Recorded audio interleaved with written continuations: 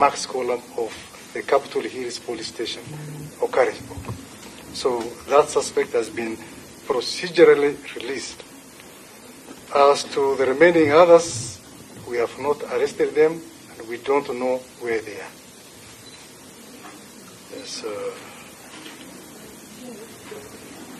Chair, am I in order to ask something? I said these must be the suspects that were mentioned by Kevin, and they must be among the 4, isn't it? I think it's so strange that you tell us that Albert was arrested and eventually lost his life, but the other suspects who were mentioned in the same breath with him, you're telling us you don't even know where they are, you've not even looked for them. Why was it important that Albert had to be looked for if they had committed the same crime with the people you are telling us you don't know where they are and you've not looked for them? Honorable Chair, I think the Honorable Member is putting words into my mouth. I did not say that we did not look for them. I did say that.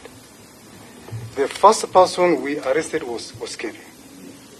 We interviewed Kevin, and Kevin disclosed Albert and the rest.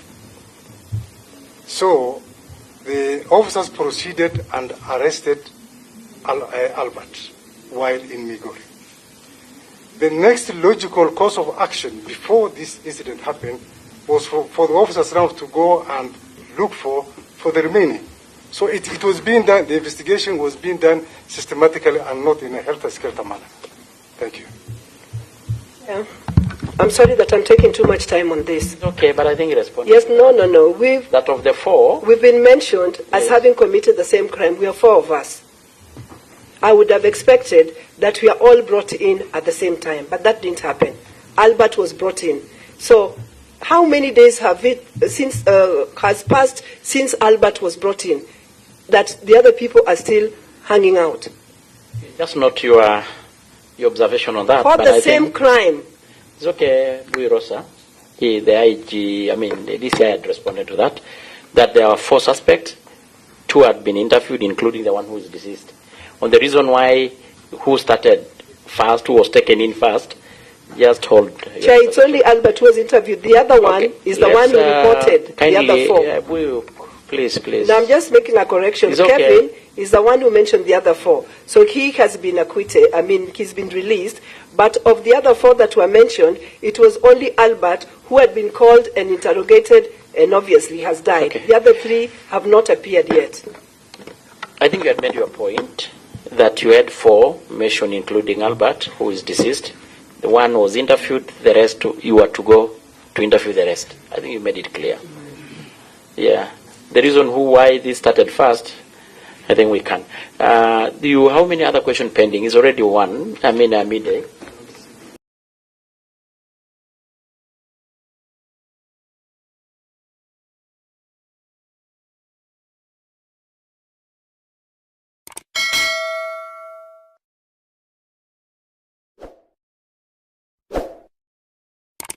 To make sure the prisoner was booked. And that's how PC Mohammed booked the prisoner while appearing physically fit. There was the question of Kevin, the status of Kevin. You go past there. Yes. From your own, what you're reading. Yeah. It's like, okay, the deceased was alone in his cell. From what I'm reading? Yes. Yes. And he was admitted in a separate cell, alone. From what I'm reading? And he was found kicking walls in a cell as alone. And of course died while, he was then of course taken to the hospital, now unconscious, in a room that he was alone.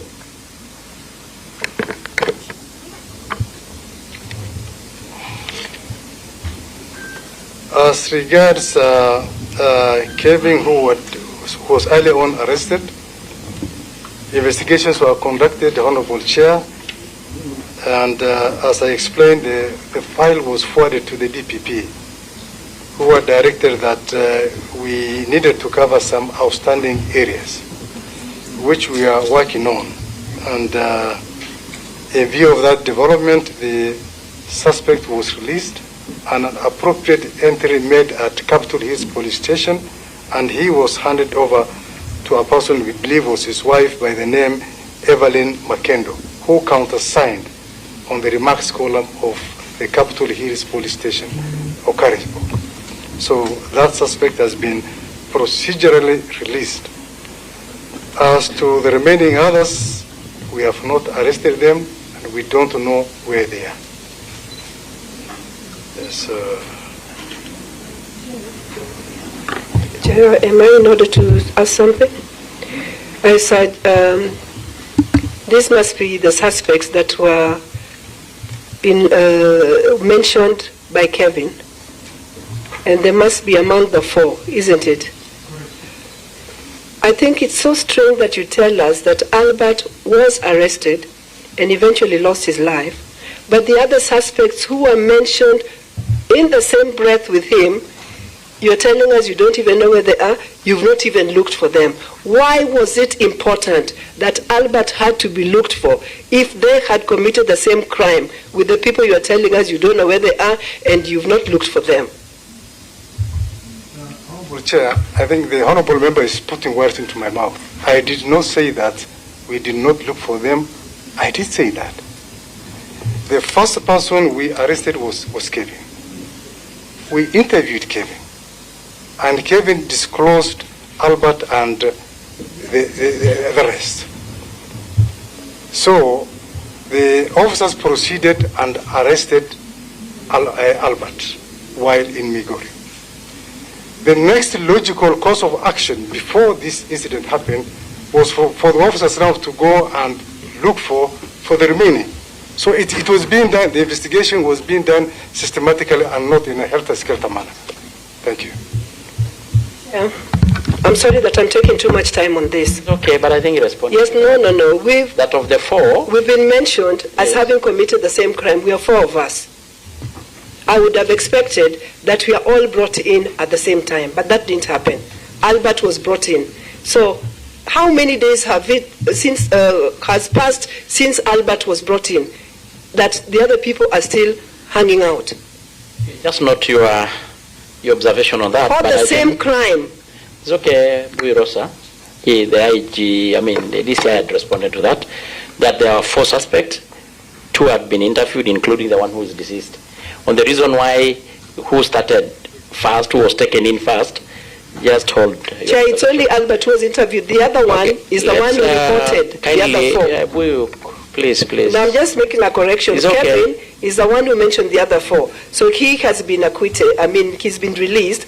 But of the other 4 that were mentioned, it was only Albert who had been called and interrogated and obviously has died. Okay. The other 3 have not appeared yet.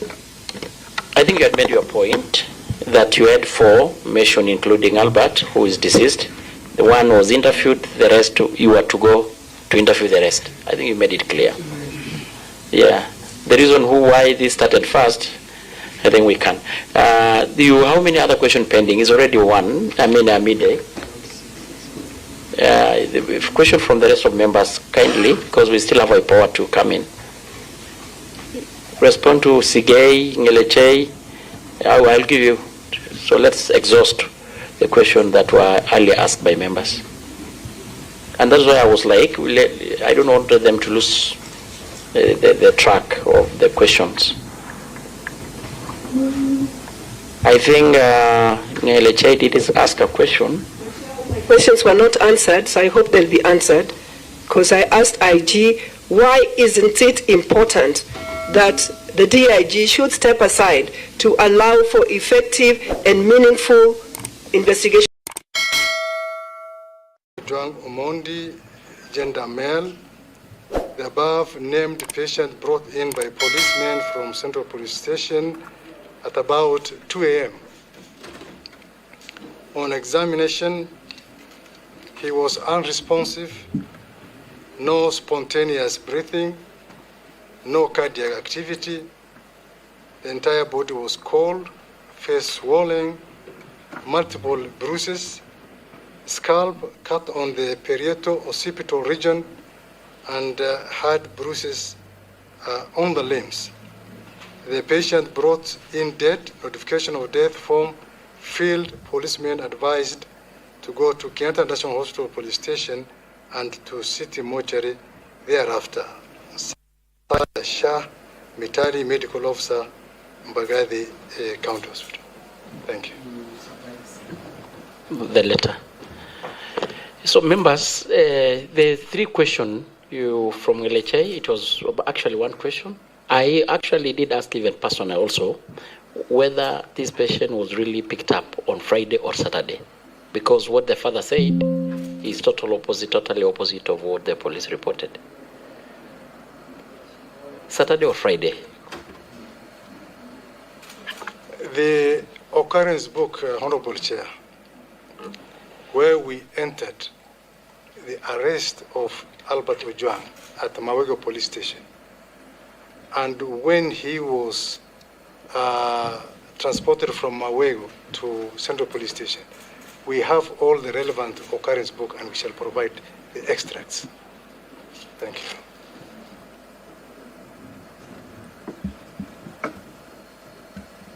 Chair, I think one of my questions has not been answered. I asked him if the officer manning the report office desk, the name of the officer who is said to have reported in the morning about Albert, if it was the same PC Mohammed Rashid Hilo or it was a different officer. And then another question, the reason as to why I was asking why the officers who have been suspended is because yesterday at the Senate, DCI Amin said that CI Talam was a suspect. So I wanted actually to know if indeed they are somewhere in the investigation and they are already having leads on who could be involved, or it was because they wanted non-interference from the officers of the station. Chair, also on the omission. Respond. Hold on, Masara. Straightforward, either Min or IG. Question? I can maybe attempt to why I said that the OCS is the principal suspect, Honorable Chair. The allegation of the deceased, Albert, banging his head on the wall came from Central Police Station, and he is the officer commanding Central Police Station. Why would an officer coin such a narrative? That's why I said, whatever utterances the OCS Talam is making, we should treat them with a pinch of salt. I've not said that it's an accused person, but we should treat him as a suspect, because why would somebody coin that allegation? Thank you. Chair. And of course, I think that is also in line with the act and the role and the powers of the OCS. I mean, the act put a lot of responsibility and power on the OCS in regards to suspects or any person presented to the cells. Chair. Is entirely responsible. Chair. So we are going to take the other round. No, my question The has IG not was been just answered. about to respond to my question about point of the order, DIG. A point of order, Chair. Chair, we are stuck on Order. That's what I've been asking for. Order. we are stuck on 4 questions asked by 4 members, or questions asked by 4 members for all this time, and time is running out. When are we going to get chances also to inquire? And on some of the questions are really opinion questions, which would rather be asked to the right people. The IG was just about to answer my question before you stopped. Okay, him. answer on the question of Buirosa, but hold please. Yes, and then Kangara, then we take the last round, starting from our colleagues. As a note. You talked about the sequence of time. The 4th, at what time did the IG complain to DCI? At what time did they form the committee? At what time did they write to come and took statement from DIG? And then at what time the report to CAK? They have promised to supply us with a sequence recorded. I think that's what you said, if I got you right. Honorable Chair, investigations. And in dates or gaps, it will be up to us now to make a ruling and observation on that one. So it's not a big deal. I think that's what you said. That's what I said, Honorable Chair. Thank you so much. You are going to have your moment, based on what is provided, to make observation and recommendation. Any gaps, then of course we'll also have opinion. You'll make an opinion on the same. So before we give you Kangara, then what about respond to what Buirosa is asking? There are two questions from Honorable Lusabuyu. Number one, the reason why the people of Kenya should believe that what we are telling this committee is believable. Let me start by saying that, as I did say yesterday, the primary information that we got that early morning of Sunday is that the late Ojwang had hit his head on the walls. And based on that, the first statement was issued based on that information. And it is for that reason the DCI have stated very clearly, why is it that this OCS prepares and dispatches such an information? What was his interests? So it is on that basis that the DCI has mentioned. And on my part, and on behalf of the National Police Service, and to the people of Kenya, yesterday I said, I'm very sorry for that initial information that was provided to the people of Kenya. I still remain sorry, and the National Police Service remains sorry for that. That is our position. Number two, this is about the DIG stepping aside to allow for investigations.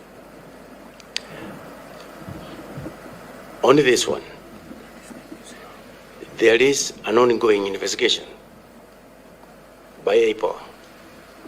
And in these investigations, every person whose name will be mentioned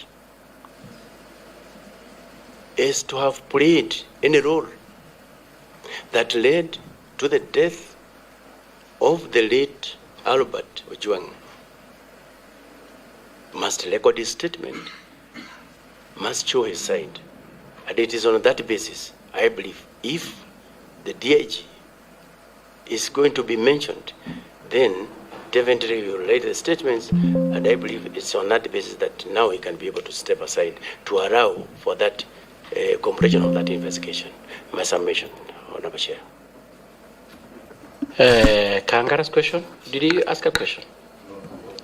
Okay, just before you do, I think kindly members, it's already a 1:15 midday, and we still have power. And I'd mentioned that we need to at least have a bit of report ready to be tabled in the House.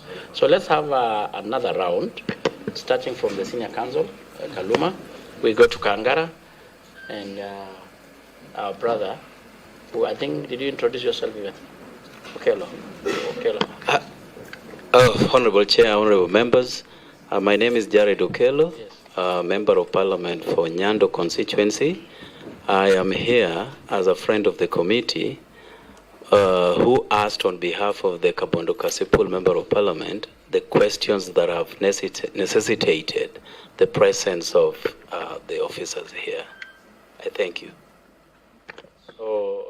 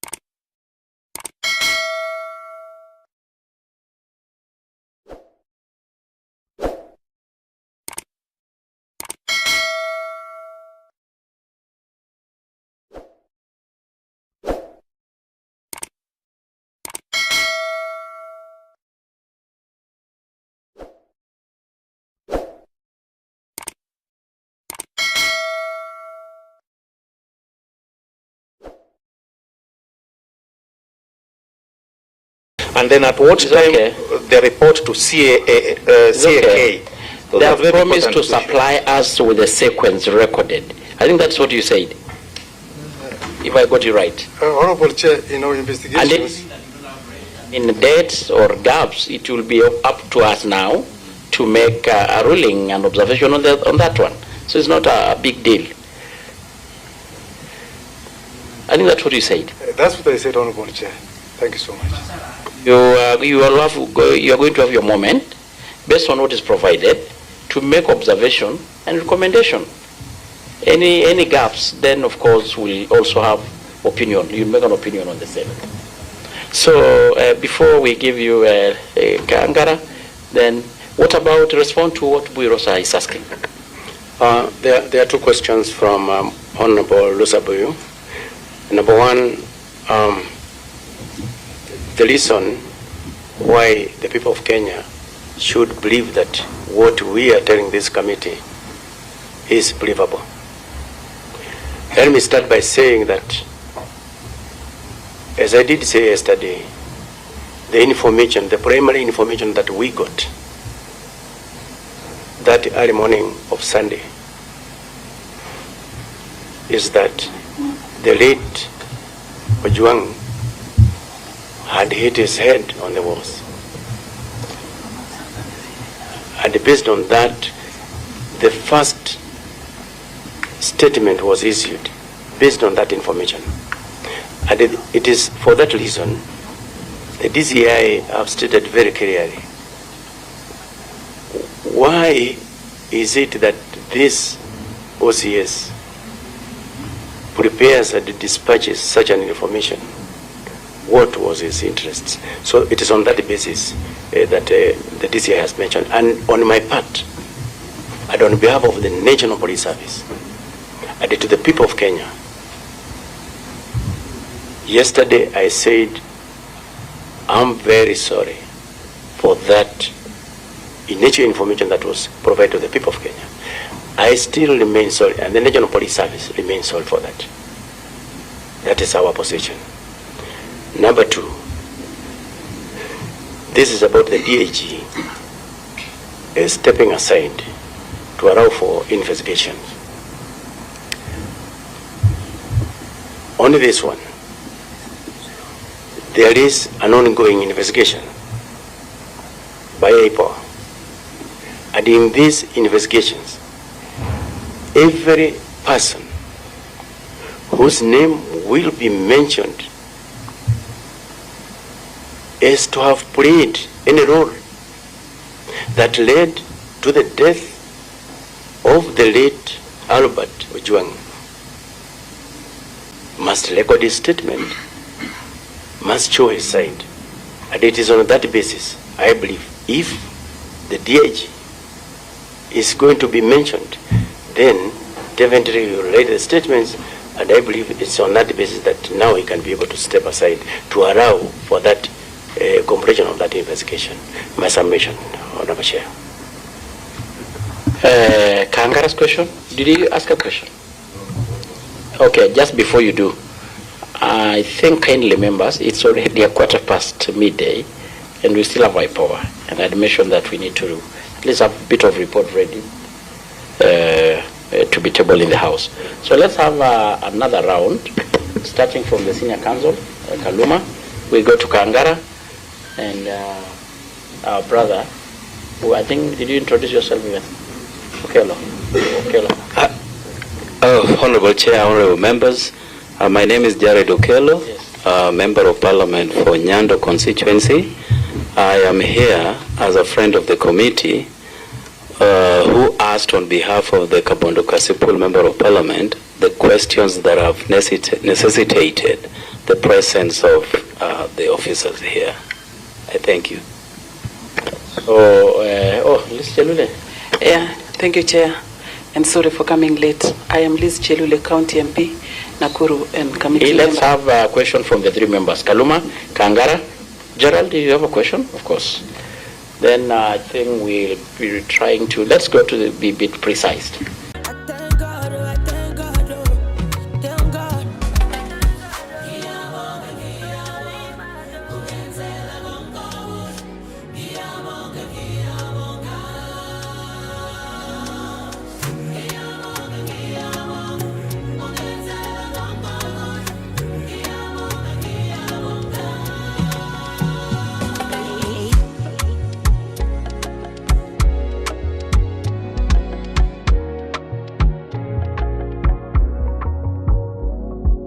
their service numbers. This is in respect of all arresting officers or any of these officers, even the OCS Talam. We don't have their service numbers, so provide that. Also, Chair, where we have any references to documents so that we are able to, reconcile times and who could have been involved, let us have those records.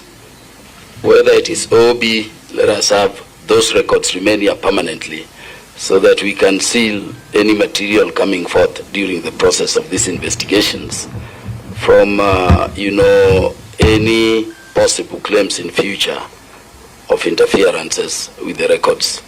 Honorable Chair, allow me therefore to ask the following now direct questions. We've been told that several officers were tasked to do this thing.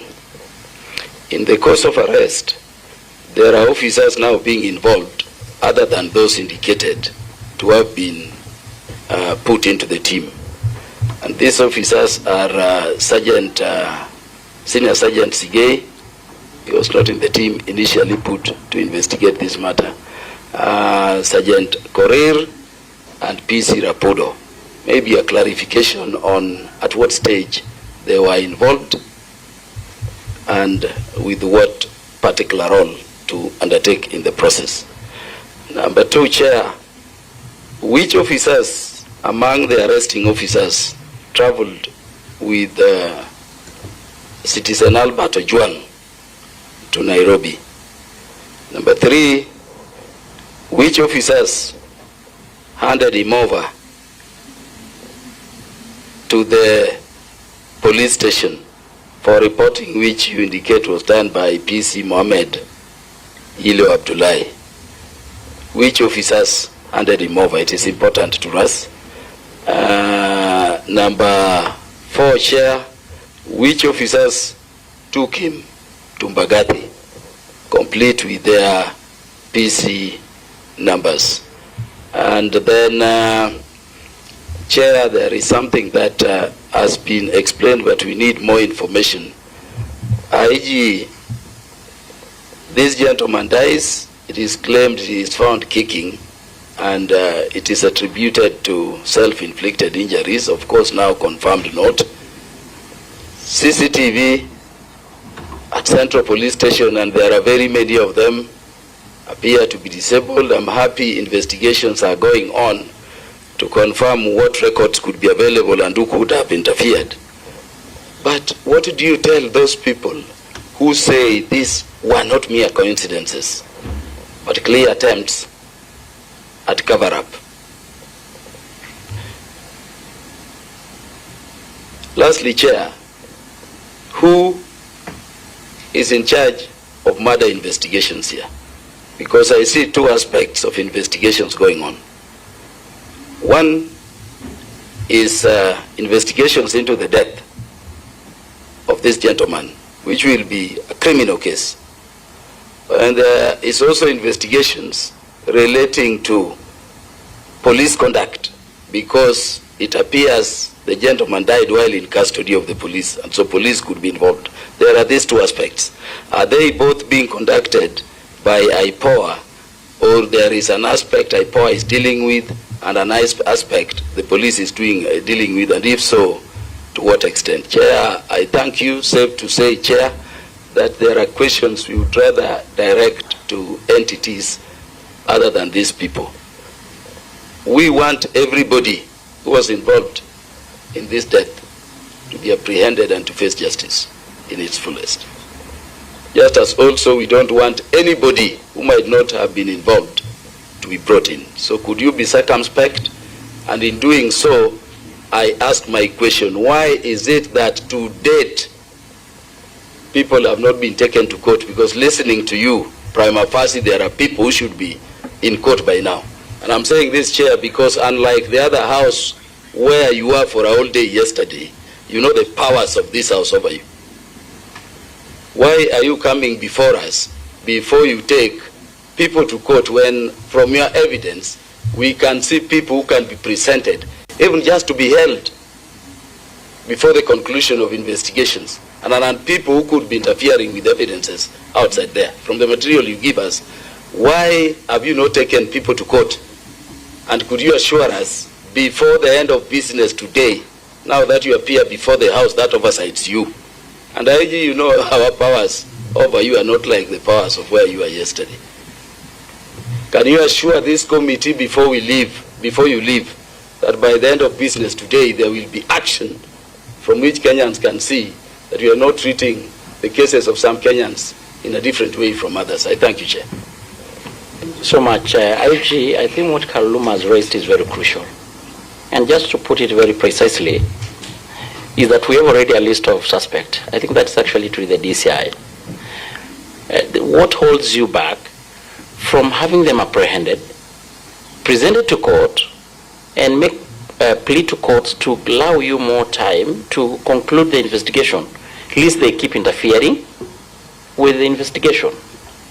Because that is what has happened to the majority of Kenyans before. Maybe you cannot respond to that one. It's very key. You have already a list of suspects. Why haven't you apprehended them, present them to court, and ask the courts to allow you time to finish investigation? Yeah, they keep having them freely moving around. They may keep interfering with investigation and cover-ups. Let's say this, I respond to that one. It's a very straightforward. Thank you very much, Honorable Chair. Like you have said, this is a fairly straightforward matter. It's not rocket science. I have my homicide detectives. The main function is to investigate matters relating to homicide. In this particular matter at hand, Honorable Chair, the Office of the Director of Public Prosecutions issued a directive directing the IPOA to investigate the matter and forward the file to his office for his further political advice. Under the circumstances, Honorable Chair, we may not conduct parallel investigations because already IPOA is investigating this matter. And as you can recall, also there was a High Court ruling giving IPOA the exclusive mandate to investigate matters relating to complaints against police. So that's why even in some of the obvious questions, we were not comfortable answering them. And if we start our own investigations, by now we'll have been very favorable, Chair. But let's leave it for IPOA to will be coming immediately after you. Then there was the aspect of the documentations as asked by Honorable Kaluma. The documentations are many, and I would request that we be given time to compile all those documentations. Interested with that one, yeah, so that we don't miss it out. But I think you had made it a point. Yeah. Kangara, then we go to Apollo. Thank you, Chair. I'll also be very fast. Chair, just a short follow-up. DCI. The question, Chair, give him time, yes. It was just on the same point, so there would be no point, Chair, to repeat, to come back. The question of investigation, I believe the DPP did not instruct you not to carry out the investigation. And according to the law, the National Police Service Act and the Constitution, the Constitution gives IPOA the power to initiate on its own or on direction an investigation. But at the same time, it allows even parallel investigation. And I think there are cases you can confirm which have been done on a parallel basis, especially because you have the capacity to investigate homicide. So I think that bit maybe is something that, as far as this committee is concerned, to get to the truth, it's important you use the power you have to investigate the homicide. Thank you, Honorable, for that question. We have cases in point, Honorable Chair. Before I was appointed the DCI, I was the Director, Internal Affairs Unit. And the main mandate of the IAU is to investigate complaints against. And we will investigate cases. I remember I investigated a murder allegedly committed by police officers in Kisii. But when we were at the middle of the investigation, the DPP directed that we forward the file to EPOA to take over the investigations. So that is the kind of parallel investigations we are trying to avoid.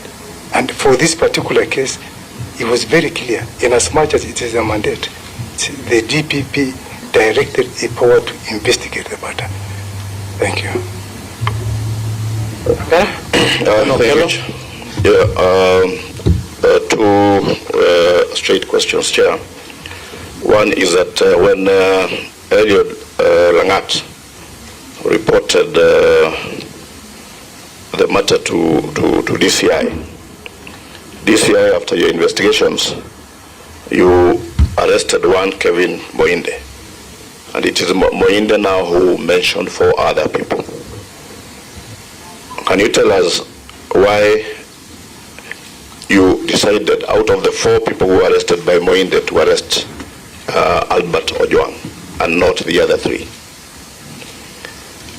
Can you also tell us at what stage Kevin Moinde was released from custody? The other one, I think probably Masara was talking about the same. This matter was reported on 4th. A team was formed on the same day. You went and got a statement from Eliud the same day. You wrote to CAK the same day. They replied the same day, and the following day you're already in Kisii to do the arrest. Yes, can you tell us why? And that's why I think Masara was asking about the timing, because the events and the following being done in the same day is definitely questionable. The last one is that from the report by the IG, OB number 09/08/06/2025 at 1:39 hours is the OB that released Albert from the police to be taken to Mbadi at 1:39 hours. The same OB, according to DCI, is the OB that reported at 1:35 that Ojwang was kicking wards. But the same OB number, from what you have told us, I'm sure it's in the Hansard. 09/08/06/2025 at 1:35, he was kicking walls in the cells. The same OB in the report that you have given us, 09/08/06/2025 at 1:39, is what released him from the police cells.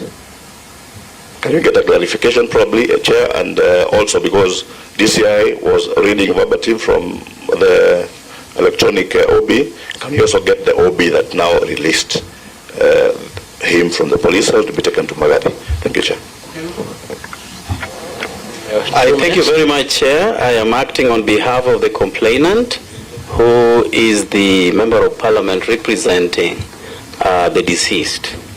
And it is coming at a time when, firstly, is to mention that this death has really attracted the wrath of the entire nation.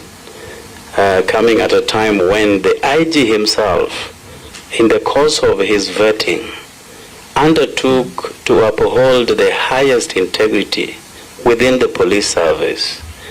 And you are actually blunt enough to say that there will be no more abductions and no more wanton killings. When IG, either your office or your officers have already walked back on this promise that you made to the country. Is somebody sabotaging your work, or it is the directive and part of your modus operandi within the police service, or you are taking us back to the police force which the new constitution ran away from? And I've got a few questions. At whose behest was the murder committed? Who was going to benefit from the death of this young person? Because the evidence indicated so far is that it is the police that perhaps committed the murder, or it was done within the precincts of the police station. So who was going to benefit out of the death of such an innocent young person? The other question, because I'm acting on behalf of the complainant, we would want to know what action has been taken so far, apart from interdicting police officers who are actually out there doing whatever they can to either subvert justice or to come up with artificial barricades to prevent IPOA from conducting an impartial, comprehensive investigation. Let me not turn tribal, but we all live in this country. What is the nexus between a Mr. Sigei, a Mr. Korir, a Mr. Talam, and the name that keeps on coming up at the DIG, Mr. Talam? What do they share in common? That all these names are all involved into this issue around the death of Albert. Oh, Langat, the DIG. So I want to know what they share in common. And the autopsy has also revealed what killed the young man, contrary to the assertion of the police that he committed suicide. If the police is as white as they would want us to believe, why lie?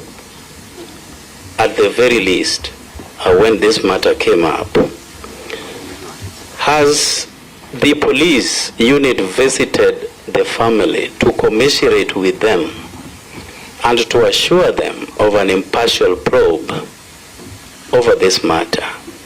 Or because he's just a 20-something-year-old boy whose father does not attract any national acclaim, it can be let to pass?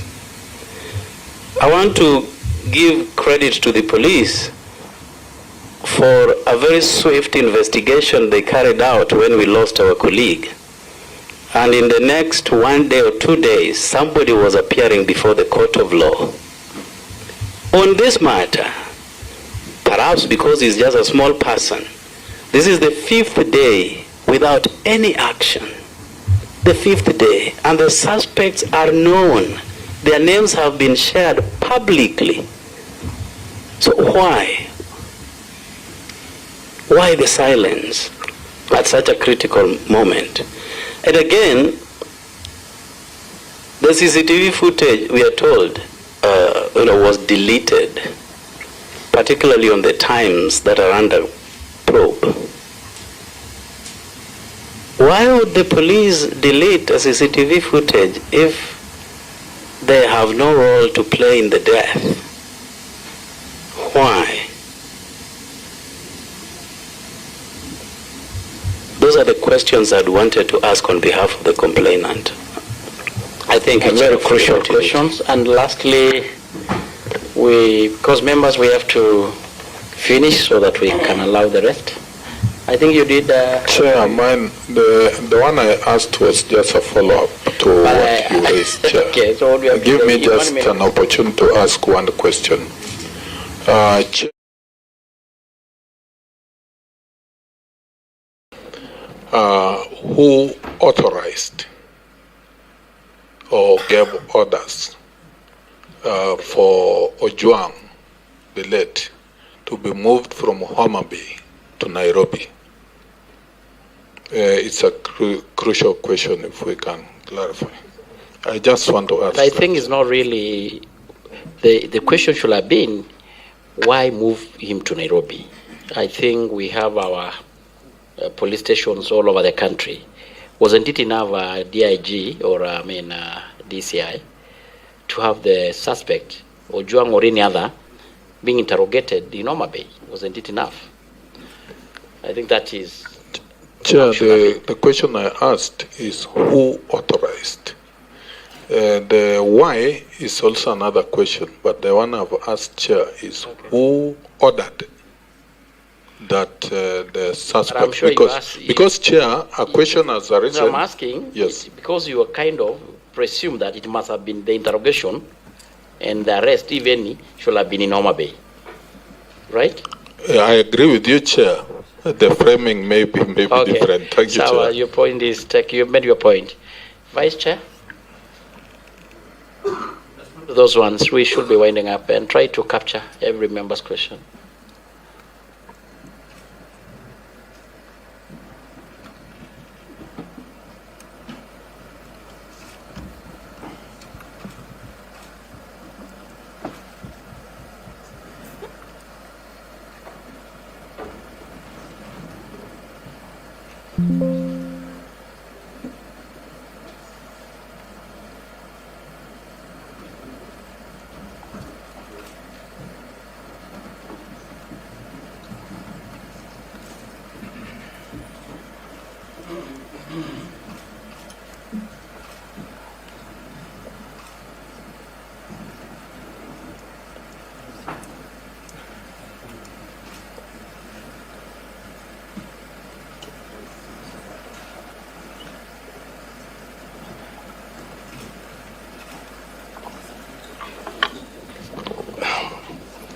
Thank you very much, Honorable Chair. The issue of who authorized the movement of the late Albert Ojwang from Homa Bay to Nairobi. That movement did not require any authority from anybody. It was just an operational, tactical decision that can be made by any investigating officer. If a person is assaulted for an offense of, or a person is arrested for an offense of assault in Garissa, and that person is supposed to be moved to Nairobi, the IO would not require any authority from anybody. Our standing orders are very, very clear. Our guides to investigations are very, very clear. So, Honorable Chair, these are just tactical issues that does not require any specific instructions. We were treating the issue of the late Albert Ojwang just like any other. Actually, it was just, I even learned of his arrest the following day when I heard this fellow was dead. To add on that one, didn't you have facilities in Homa Bay to have him recorded, interrogated there? Correct. Yeah, but it was not all about interrogation. It was all about arresting and processing him before court. And Honorable Chair, the complaint was made here in Nairobi. Yeah, so that is why. In terms of the efficiency and the speed at which we handle this matter,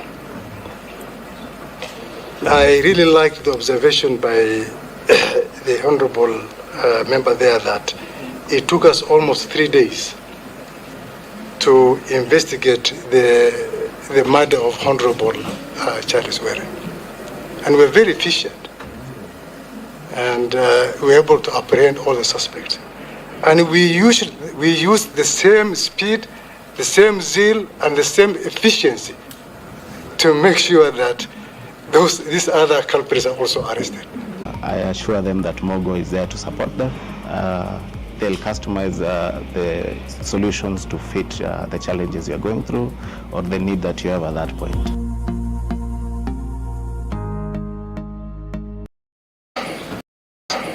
Over Ojwang's murder have been arrested, or you're talking about Ongondowere's? No, the question was about what was the agency about expediting the DIG Langar's case. And what I'm saying is, and like I said, there wasn't any preferential treatment. The same energy, the same efficiency that we used to investigate the late Honorable Were's murder case is the same speed that we have used to investigate the complaint of cyber made to us by the DIG KPS.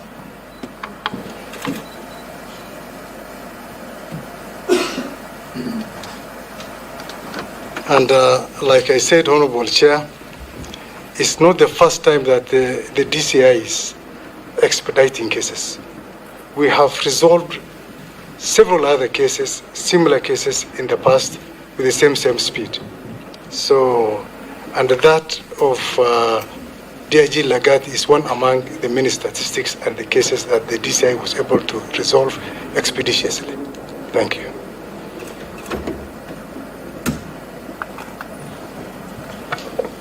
when the other three are still... Go on. Go on.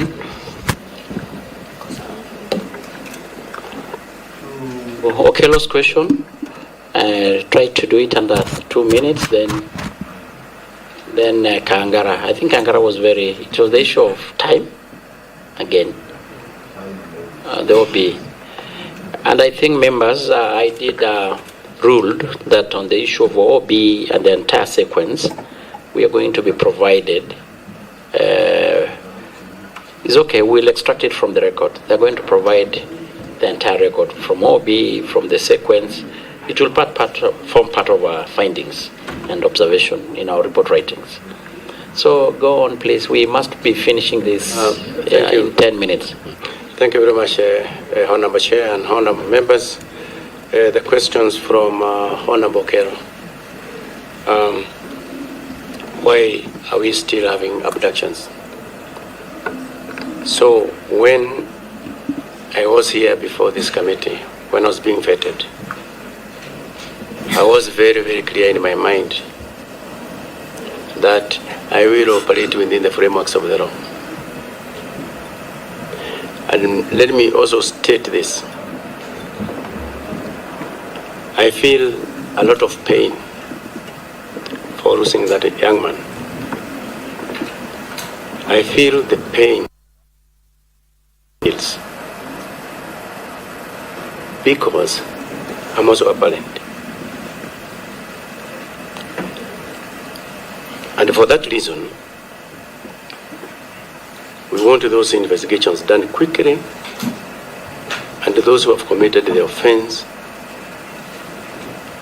to have their time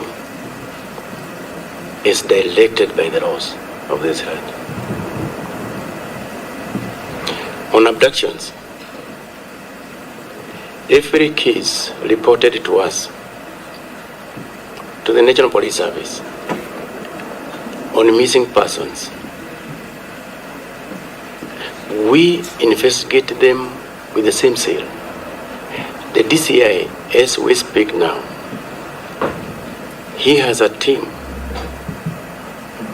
specifically set aside to deal with all the cases of missing cases reported to the National Police Service throughout the Republic of Kenya for whatever reason, including self-abductions. They are all investigated with the same seal. So what I'm trying to say to this honorable committee, honorable chair, the National Police Service will never at any given time allow for those abductions, and every case of reported missing person must be investigated to its logical conclusion. However long it takes, we must investigate to its logical conclusion. That is what I would like to report to this committee and the promise to the people of Kenya. There was this question on why was this particular murder committed. And number two, who is it that was going to benefit on the same? Or simply, what was the motive? This subject matter is currently being investigated by Apple so that they can tell us why was this murder committed, or what was the motive of doing this. All of us here, the people of Kenya, including these committee members, we are looking forward to getting those answers, and I am sure at the end of the day they are going to come out very, very, very clear.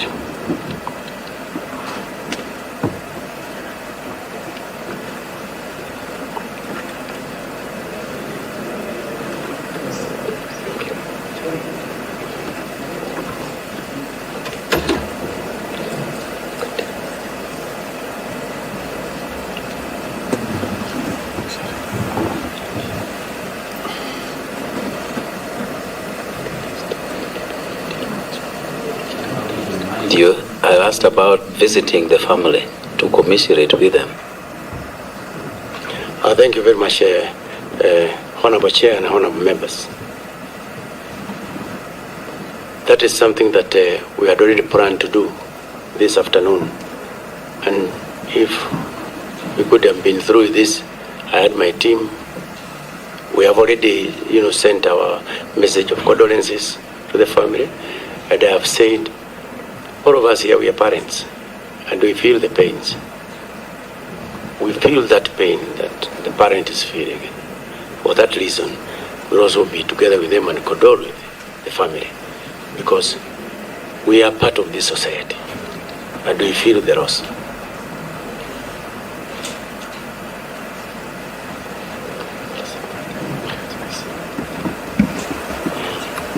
So, thank you very much here. That is what we would like to submit. Thank you very much, Chairman. IG, I believe you are before this committee because we oversight you, both to look after the police and also to make Kenya a safe place. And in this particular case, the issue of Albert Ojwang is a person who died when he was the guest of the state, which should never have happened.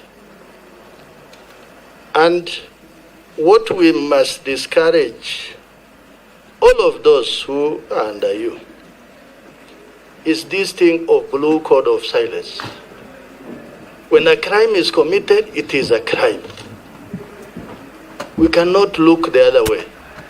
Imagine Albert could have been my son or your son, or any of you uniformed officers' sons, and would have felt the same pain, or even more. So, I have just about 3 questions. The first one is, what was the instruction to the arresting officers who were sent to Homa Bay? And was there a warrant of arrest? The second question is the idea of Mr. Talam accepting over the phone for a suspect to be incarcerated in his cells. Is it normal? Or it should be in a way that if it's that particular suspect is both physically and mentally stable to allow him in his cells. My third question is, after the autopsy, we now know that this young man met his death through a head injury, neck pressure, strangulation, multiple superficial injuries. This committee gives money to DCI for homicide investigation so that those who are culpable are brought before the court of law. And if you tell us we have given it to IPOA, are you not telling us that we should actually give that money to IPOA, not yourselves? My final question is on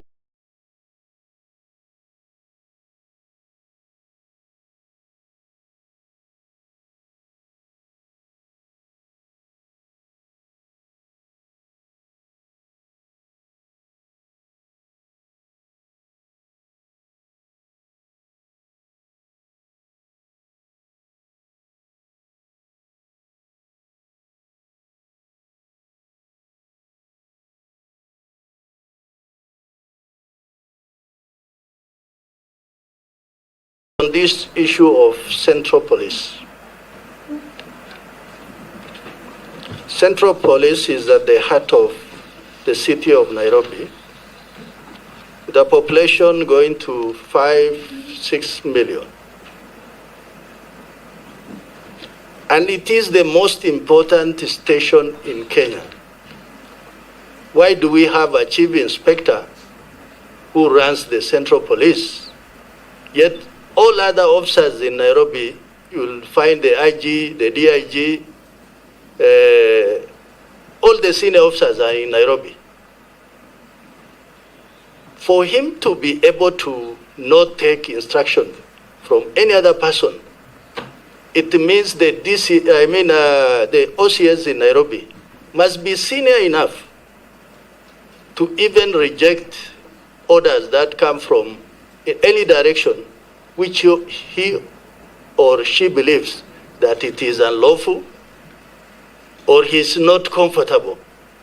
So are you thinking about that Central Police in terms of command and control? Thank you, Chairman. Respond to those ones.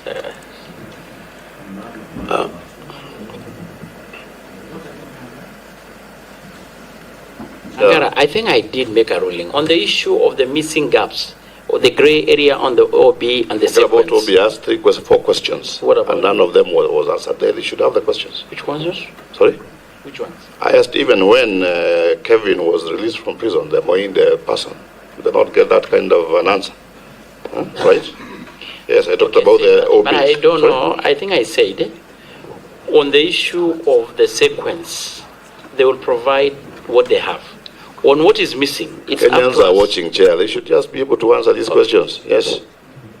Let me put just it a straightforward. This is a straightforward question, Honorable Chair.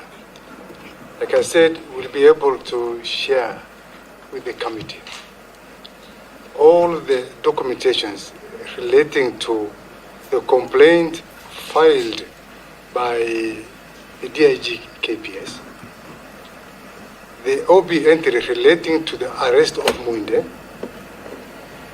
and the release of Muinde, that's escaping, the OB entry relating to the arrest of the late Albert Ojwang, all the way from Homa Bay, and the entry here, and all the other relevant documentations we are going to avail.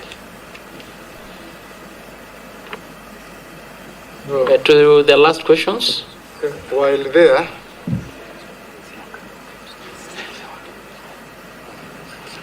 while on the question of what were the instructions given to the officers who proceeded to Homa Bay, the TOR was very clear that a complaint has been filed by a complainant, and their mandate is to investigate the complaint and take appropriate action. Those are basically the instructions given to the officers. As to whether there was a warrant of arrest, the typology of the offense that we are dealing with does not fall under that category, Honorable Chair. It is a cognizable offense. Cognizable offenses are offenses where a police officer can arrest a person without a warrant, and the police are also empowered to investigate. So it was a cognizable offense. As regards the homicide, yes, we have a very, very vibrant, robust, and efficient Directorate of Homicide within the National Police Service. And the public can attest to it for the cases that they investigated.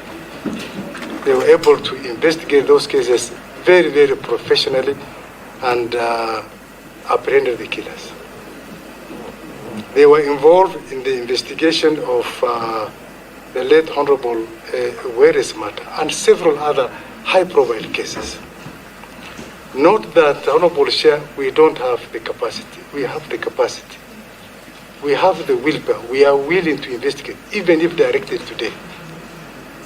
But somehow, when it comes to deaths of prisoners in police custody, and in order to avoid conflict of interest, the ODPP had in its own wisdom directed that this particular case relating to Albert Ojwang be investigated by the Independent Police Oversight Authority.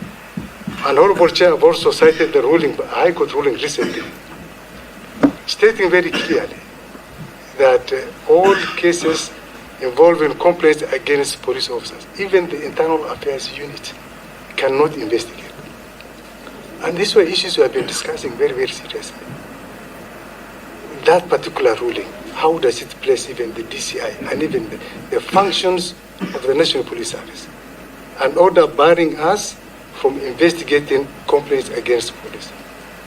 If a police officer today commits an act of forgery, does it mean the DCI cannot investigate that case?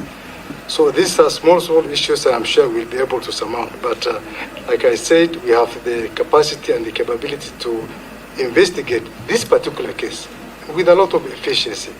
But due to the reasons cited on board chair, we will rather allow the EPOA to continue with that investigation. But we shall support them where they feel that they want any support from the Homicide Department or the DCI.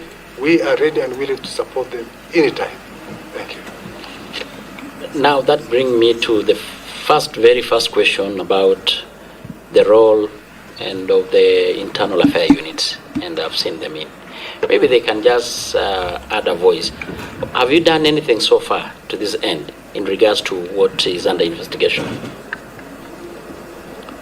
Thank you, Honorable Chair, Honorable Members. Just like the DCI has said, we wish to comply with first the High Court ruling and the directive by the DPP to have EPOA investigate this matter. However, on the evolution of the unit can come in and investigate. The findings and recommendations are usually forwarded to the Office of the Inspector General, and the recommendations may touch on the crime committed. And now the court order. Does that mean now the internal affairs unit should be disbanded because they can't do anything? Please, members, your last response and remarks. The police station issue. Why is it that Central Police Station is, in terms of command and control, is the chief inspector? Now, Honorable Chair, in all our stations, if you look at the command and control hierarchy, police stations are managed by chief inspectors. But on top of them, we have got the supervisors who are the sub-county police commanders, the OCPD.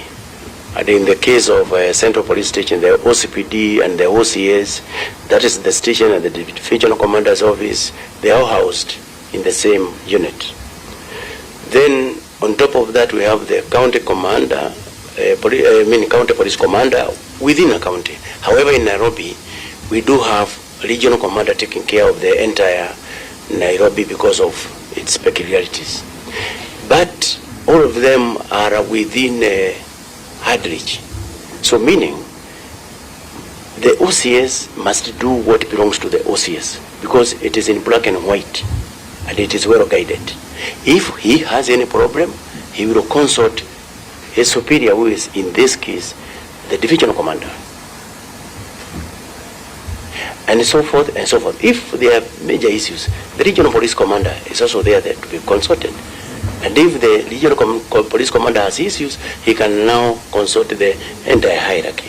So that is how it is, and the OCS has actually been doing its work as required. Yes. Honorable Chair, the question raised as to the processing of the scene, the power regulations allow the officer commanding police station to secure the scene before they come on.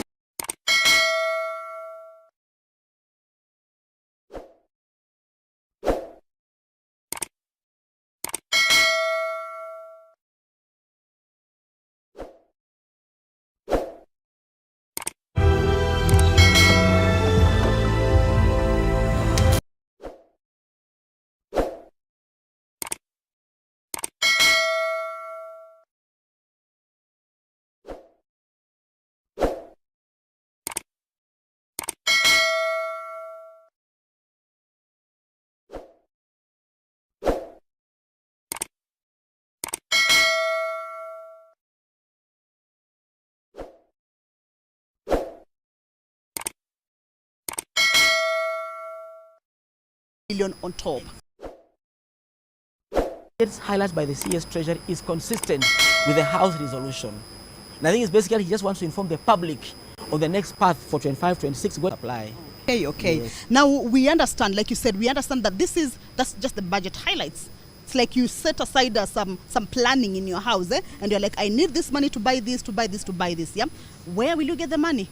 So we understand that budget also goes hand in hand with the finance bill. So when are we likely to see, or is the speech for the CS this afternoon likely to contain revenue raising measures? Yes, and I wanted to say actually that if the budget committee is doing expenditure, the finance and planning committee of the National Assembly was also doing the revenue raising aspects. Remember, the finance bill came in April as well. They've gone around the country trying to collect views in terms of the extent to which the finance bill was burdensome or not. The report in itself contains a host of proposals which must be in line with what the CS is going to read this afternoon. That, you know what, they propose to do, make sure there is proper tax administration, get to tax people who are below, underground economy and so on. So those proposals by the CS this afternoon are going to be broadly in line with the report of the Finance Committee, which is also likely to be tabled today or perhaps on Tuesday. Yes.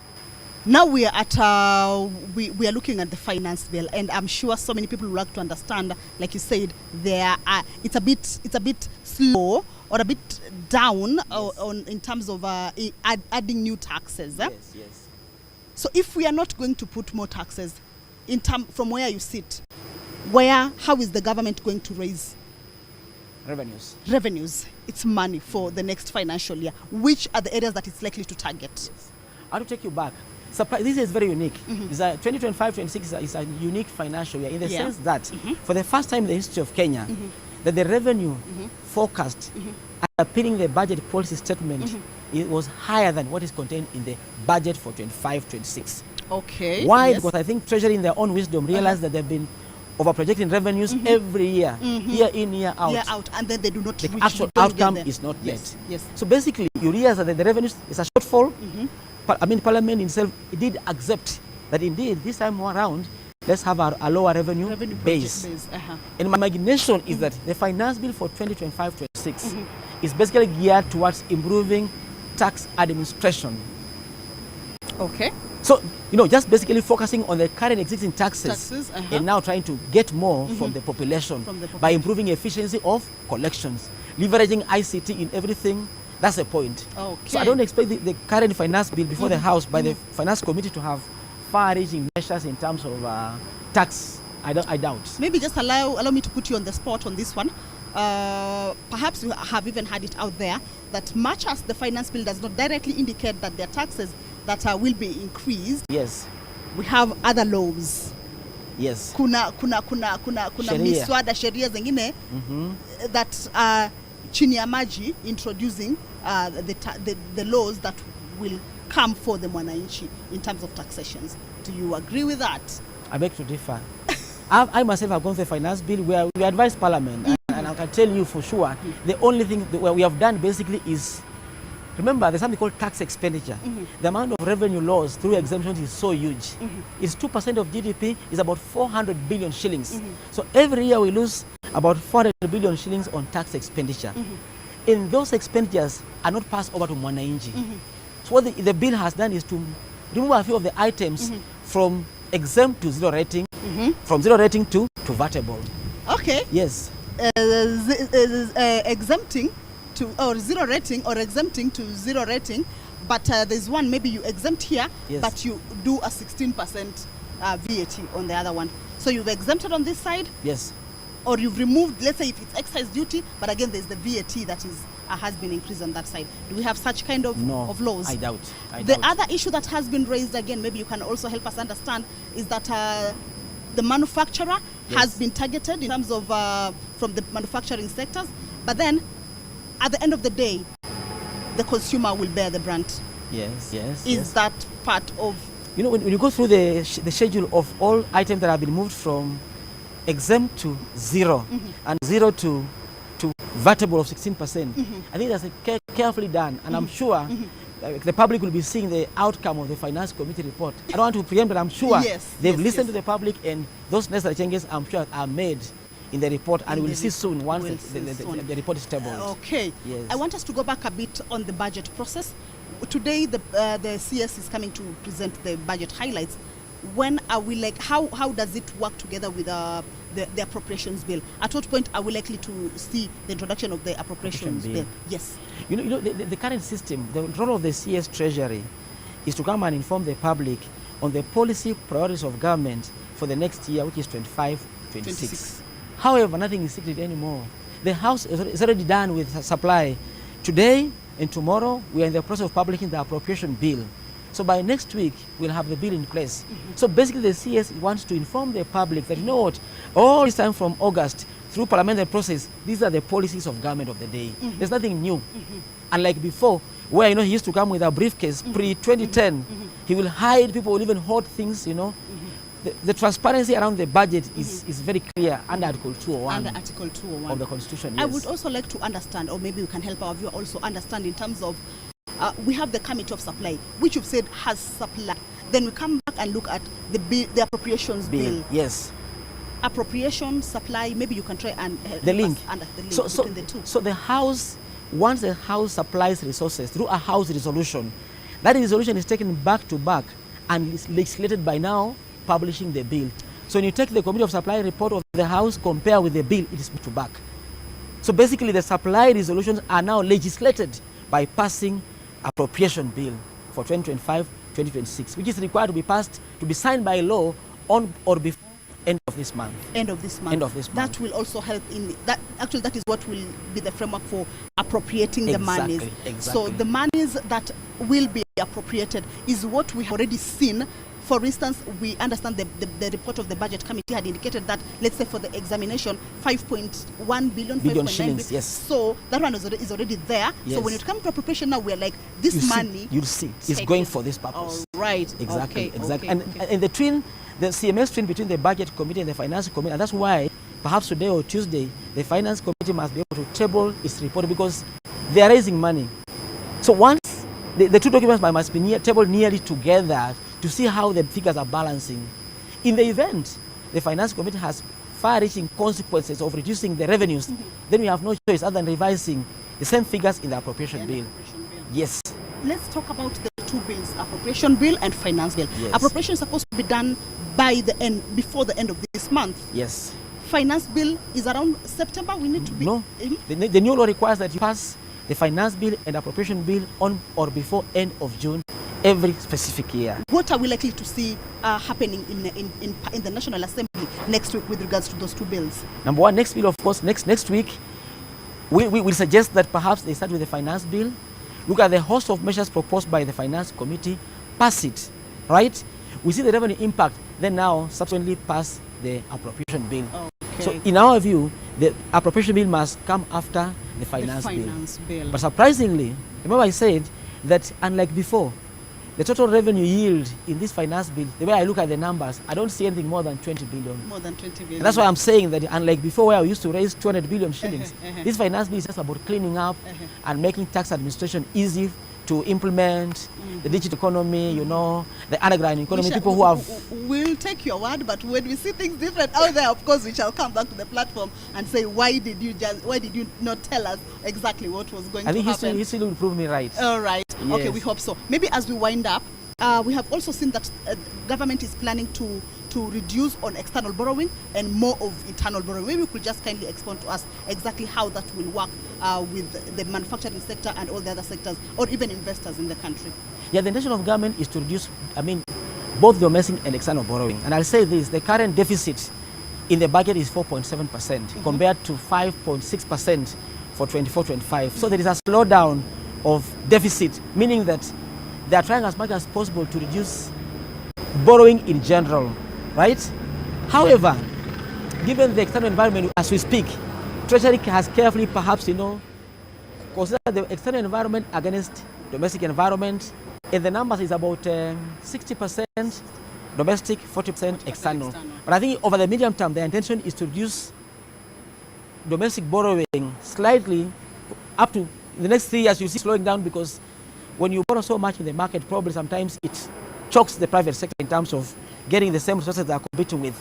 Okay. So you look at the tables in the medium term, there is a slightly slowdown of domestic borrowing, Yeah. ideally relying on revenue mobilization. In the long run, that should be the only recourse for this country. Okay, we shall leave it at that now.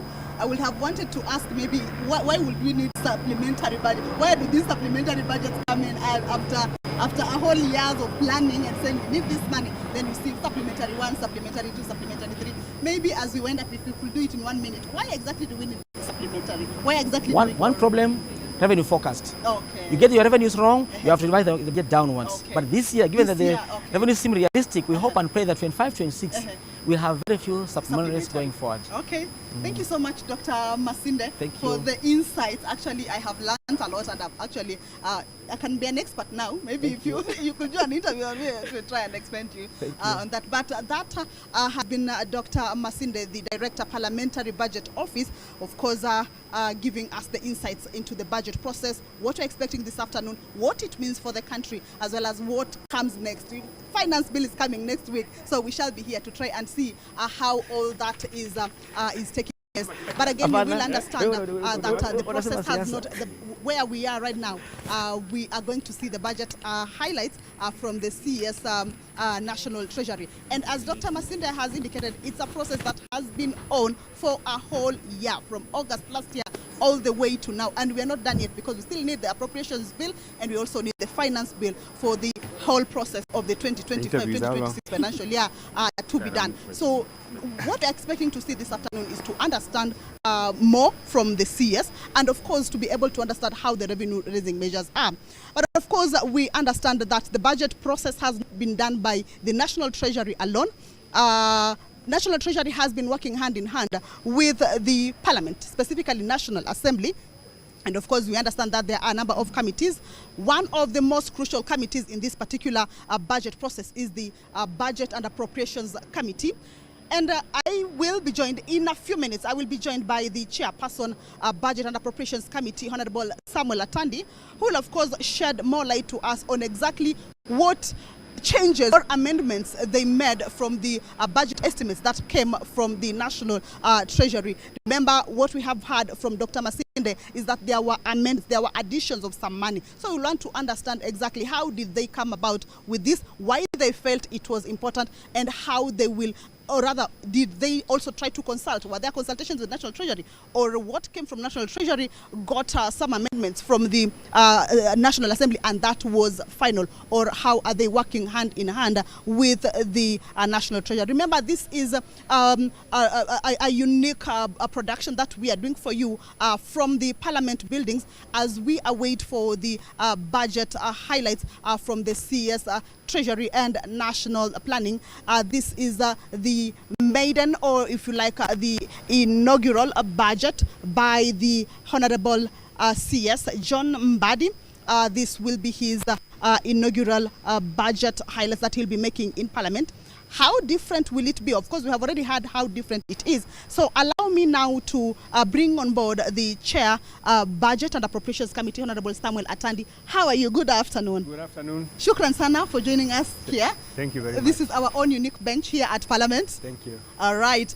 So maybe to start us off, how easy was it for you as a committee, perhaps, to consider the budget 2025-2026? Thank you. Thank you very much. First of all, let me thank you for giving me the opportunity to speak to you on the budget process. I've been in budget committee since I joined Parliament in 2017. So I have been familiar with the budget process, and there was nothing really unique about this one. It's the same process that we have done, because we have universal guidelines on how budget is done and how the consultations we need to make towards budget making, which includes public participation and engagement with the various government agencies that implement the budget.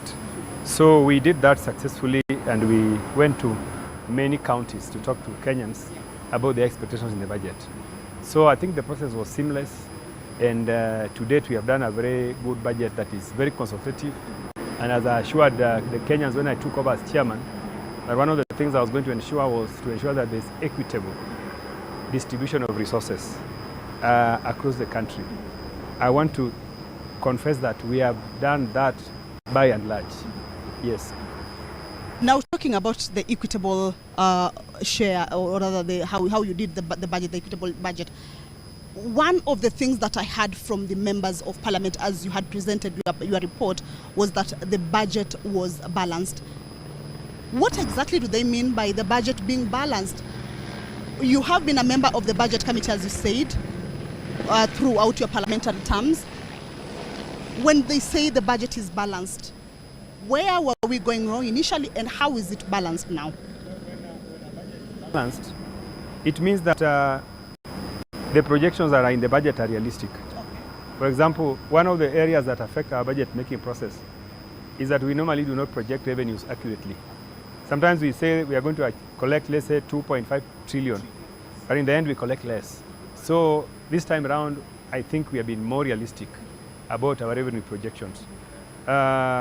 Normally, Treasury projects their revenues, but we also, as in-house, Parliament in-house, we are bound consultants, experts. The Parliamentary Budget Office consists of many fiscal analysts and economists who also basically can write the whole budget on their own. So when they look at the economy, they also make their own projections. For the first time, Treasury has projected revenue less than what we have projected. In the past, normally, Treasury would project revenues at a certain position. Then when the report comes, our own parliamentary team says, that is over projection. But for the first time, what Treasury projected is less than what we projected. So, and normally our projection is always accurate. What we project as Parliamentary Budget Office, in the end, is what normally KRA collects. So we think that the budget is balanced because it is falling within our realistic projections of revenue. Yes.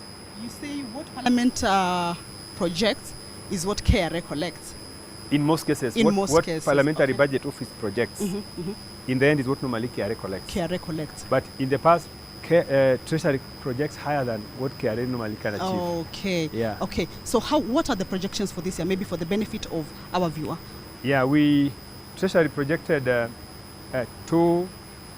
terms of ordinary revenue, Treasury projected 2.74 trillion. Yes.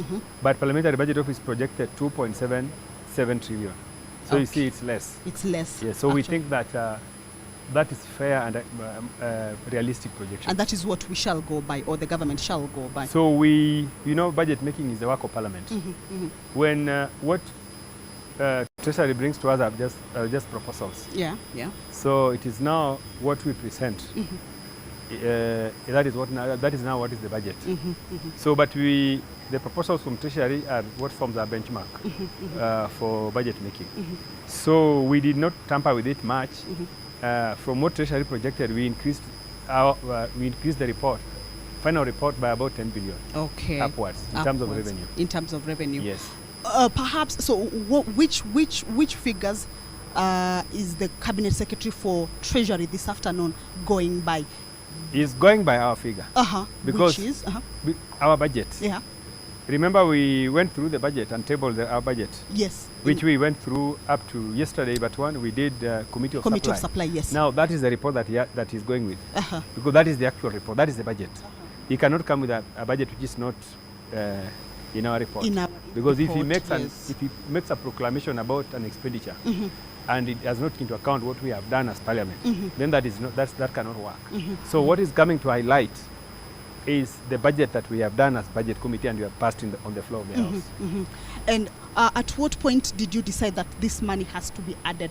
If the estimates that came from National Treasury were a bit lower and National Assembly amended or committee amended and raised it, what informs that particular amendment? The other pressing budgetary needs. When Treasury brings their budget to us, we also go out and talk to Kenyans talk to many other players, including government agencies and departments. And then we look at other pressing needs that may have not been captured in the proposals from Treasury. Okay. Now we have to find a way of how we can address them. Like, for example, remember when the Treasury estimates came before us, they did not factor in examination fee. And when we spoke to Kenyans, Kenyans told us that that is something that they would like to have in the budget. So as Parliament, we have to find a way of appropriating resources for that particular one. Okay. Also, you saw health workers were on the streets. Yes. And they came here several, they brought us several petitions. times, yes. So again, as a listening Parliament, we had to do something. So we have to find a way of raising more revenue within the scope, within the framework, to address some of those challenging needs that may have not been captured in the treasury proposals. Yes. Yeah, actually that reminds me of the concerns that Kenyans usually have out there when the committees of National Assembly or Parliament do public participation, and then at the end of the day, we ask ourselves, have our views, have our opinions been actually considered? But what we've told us actually shows that which specific areas maybe saw the additions or received maybe the additions in the budget? Largely across the board. Okay. We had additions in the infrastructure.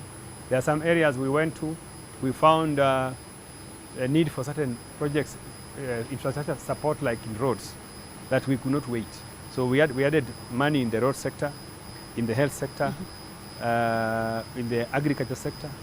Yeah, like when we went to Rift Valley, for instance, and even Nyanza and Western, most farmers, they want to diversify.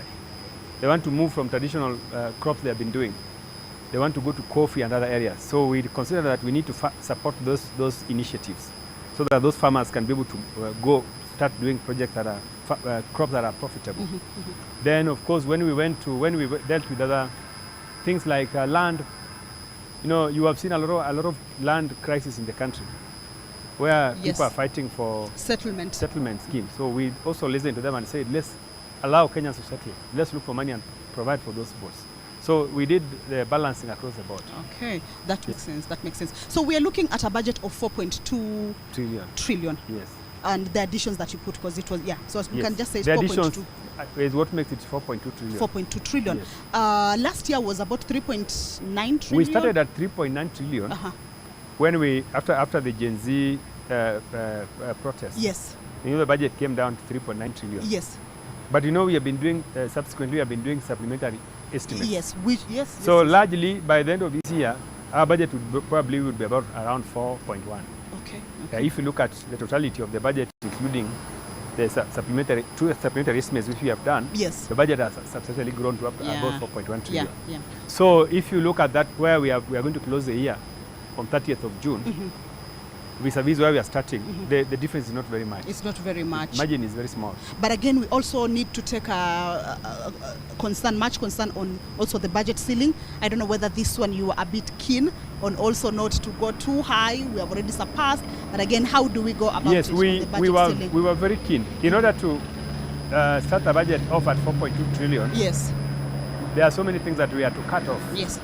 Like, unnecessary expenditures, including travelings. We have addressed that. We have looked at the budget in totality and tried to remove all those unnecessary expenditures. We wanted to focus more on development vote, because as you have seen, development vote as presented by Treasury was about 707 billion, but the final report is about 721 billion. So we were trying to balance off and try to put more money on development. But did we achieve it still? Yes, we did. We have grown the development vote from 707 to 721 billion. We've grown it by about 15 billion. 15 billion. Yes, Oh, right. Just by reallocating resources. The resources. And taking off resources from other sectors that are not necessary. Okay, but still our expenditure is still high compared to the development in terms of percentage. Expenditure is yes, because you see, out of a 4.2 trillion budget, development takes 720 billion. The biggest expenditure actually is debt repayment. Because interest on debt alone is about 1 trillion.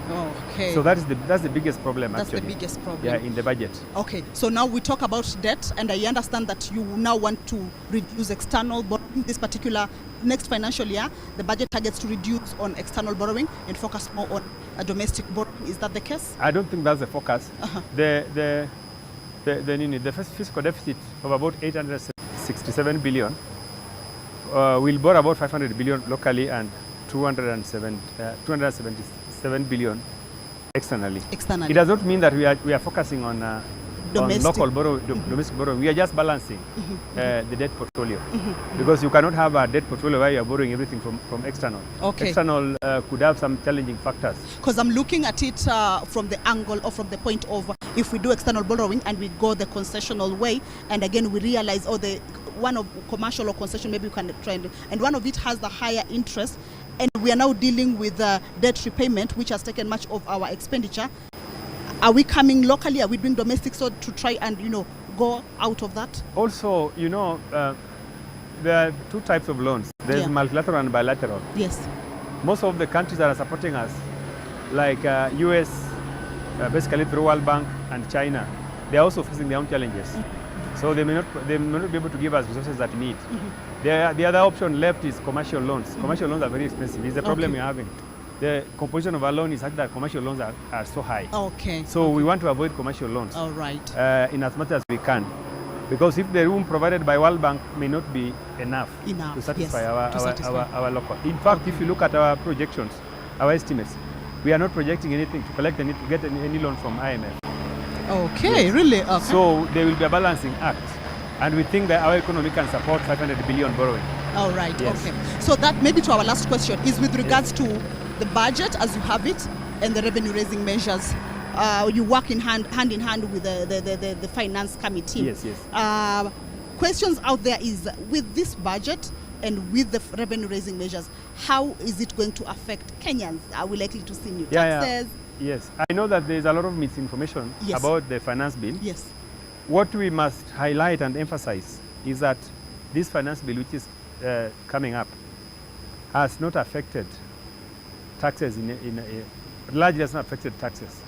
If you are in employment, your pay is not going up. Yeah. If you are in business, we are not increasing VAT anywhere. Yeah. What this finance bill is trying to address is, one, to bring more people into the tax bracket. In the tax base, yes. Yeah, because there are so many Kenyans who are making money, but they are not paying taxes because we don't have systems to bring them on board. So I think this finance bill is largely going to do that. Also, it's going to try to, seal tax leakages. Yeah, through reforms that are being set up for KRA. For KRA. There are some reforms that are proposed to ensure that at least Kenyans do not evade tax. Okay. Tax evasion and tax avoidance are some of our biggest problems. So if we can bring more business people. Yesterday I was with some lawyers, they told me they don't pay tax. And legal sector, one of the most profitable sectors. Yes. If you look at the people paying taxes in that sector, there are very few, and many other areas. Okay. So I think the problem is, let us bring those people on board. And then we are going to increase our tax base. Okay. Thank you so much, Chairperson. Yeah. Thank you. It was a pleasure getting some insights from you with regards to the budget process, as well as what changes have been done to the budget, and also what we are likely to see this afternoon as the CS National Treasury National Planning is coming to give the budget highlights. Thank you so much. Thank you. Thank you. So, well, that's it from me. My colleague Gladys Mungai is standing by, just about to join me. Of course, this conversation continues. Remember, it's a day that has been set aside for you to be able to understand the budget process, the highlights, what's in for you, the appropriations bill, finance bill, and all the rest. So for now, it's bye from me. My name is Kamche Menza, but I want to engage my colleague Gladys Mungai first before I leave the set for her. Hi, Madam Boss Lady. Karibu sana. This is our bench, our parliament. You see the garden. How do you feel the sun? Yeah, sure. Yeah, this sun is absolutely amazing. It's a beautiful day, a day when Kenyans expect to see and to hear what the new, I'm still going to call him new, even though he has served for a number of months in the Treasury docket. He is the first cabinet secretary who happens to hail from Nyanza region, and this is a cabinet secretary who has brought out his stand against introduction of new taxes and increase of taxes. So I think among Kenyans, we are waiting to see what the cabinet secretary for the National Treasury will be telling Kenyans about the issue of taxes and revenue raising measures. So basically, right now, I think I need to be stepping out to give you the set for you, to leave the set for you. It has been a pleasure to host the two experts on matters budget and parliament. But for now, my name is Kamche Menza. I will be leaving you with this beautiful lady, my colleague Gladys Mungai, to take over as we try to make you understand what exactly entails in the budget process. Bye-bye for now.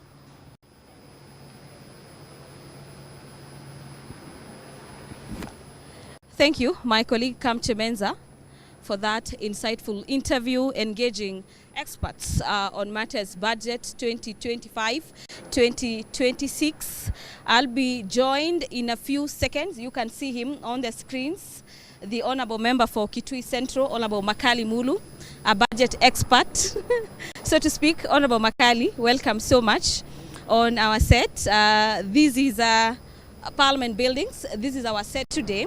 And this is not the first time you and I are engaging on matters budget. And you've spoke insightfully on a number of issues. I'm still going to ask you the very first question I usually begin with when we are having an interview. Do you believe we are coming from 3.9 trillion shillings budget to now 4.2 trillion shillings budget? And my very first question to you, Honorable Member, would be, do you believe that this budget for the 4.2 trillion shillings caters and reflects the interest of the Kenyan mwananchi? Let me say this, to a large extent, it caters, but as you said earlier, being a budget expert, I would be looking at the budget from three perspectives. The first perspective is it a pro-mwananchi budget? The second perspective is it supporting our private sector to grow, so that in that case you can get more jobs and get more taxes collected? And the third perspective is it a more executive-oriented budget? And from those three perspectives, I could be concluding that if we were to rank them, it's more of an executive-oriented budget as opposed to a pro-mwananchi budget. Why am I saying that? If you are to tease out the issues which directly affect mwananchi, you realize that there are not as many as the things which have been done by the executive to what is the right term? To appear like the executive is working for the normal Kenyans. So, but I'm sure since you have just interviewed my chairman, the chair of budget, I would want to focus more on areas of what needs to be done to this budget so that it assists the mwananchi. There are a few things must be done so that the budget becomes more from mwananchi budget. You know, if you look at the budget, these are more proposals. And we have realized over time that we have serious challenges with budget implementation. And so long as you're not going to implement the budget, it's going to be a problem. So the first issue, which I would want really has to address as a country, if this budget has to help mwananchi as expected, is the issue of the exchequer releases. You realize that over time, we do budget, but when it comes to implementation, there are challenges in terms of release of money to the departments, ministries, and agencies. So long as that money is not released by Treasury, automatically the budget will not be implemented. And if it's not implemented, then the expected mwananchi who is expected to benefit will not benefit. The second matter, which is critical, is, and this issue of exchequer is closely tied to revenue of projections. You know, every year we would say we'll collect this much. So on the basis of that, so long as we don't collect as expected, then we'll have shortfalls. And if you have shortfalls, then you can't release to the MDS. So one of the things is we address the issue of exchequer releases, we must also be realistic in projecting our revenue collection so that we don't have those gaps. The second issue, which is critical, and we must do as a budget, when you quickly review the budget, as it was presented by the executive and as analyzed by the departmental committees, you realize, I think there's still room that we could do a bit of expenditure rationalization so that there are a few things we could get out of this budget and still achieve the same outcomes without really losing anything.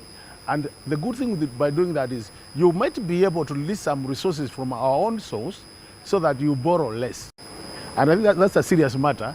So I would say, as we move to the future, I think departmental committees of Parliament and the Treasury, who initiates the budget, need to do much more looking at what are we spending our resources on, and that could give them room to save some money to reduce the budget. I think I will be spending a few more minutes on that on that issue. Yes. And when you say we need to rationalize the aspect of expenditure. We've had a situation where we have monies coming through supplementaries 1, 2, and 3, yes, and the overall budget. Yes.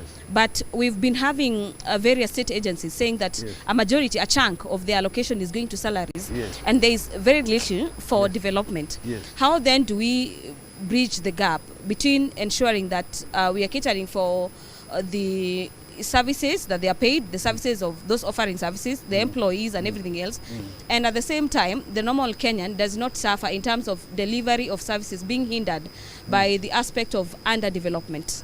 Exactly what you have said is what the problem is.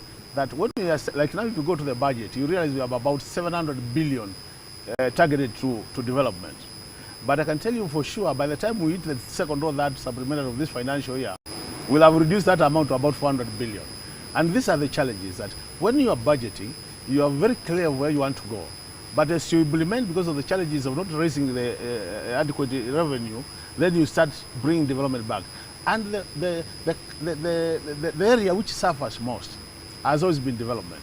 And what we forget is, so long as you don't do development, then you don't grow the cake.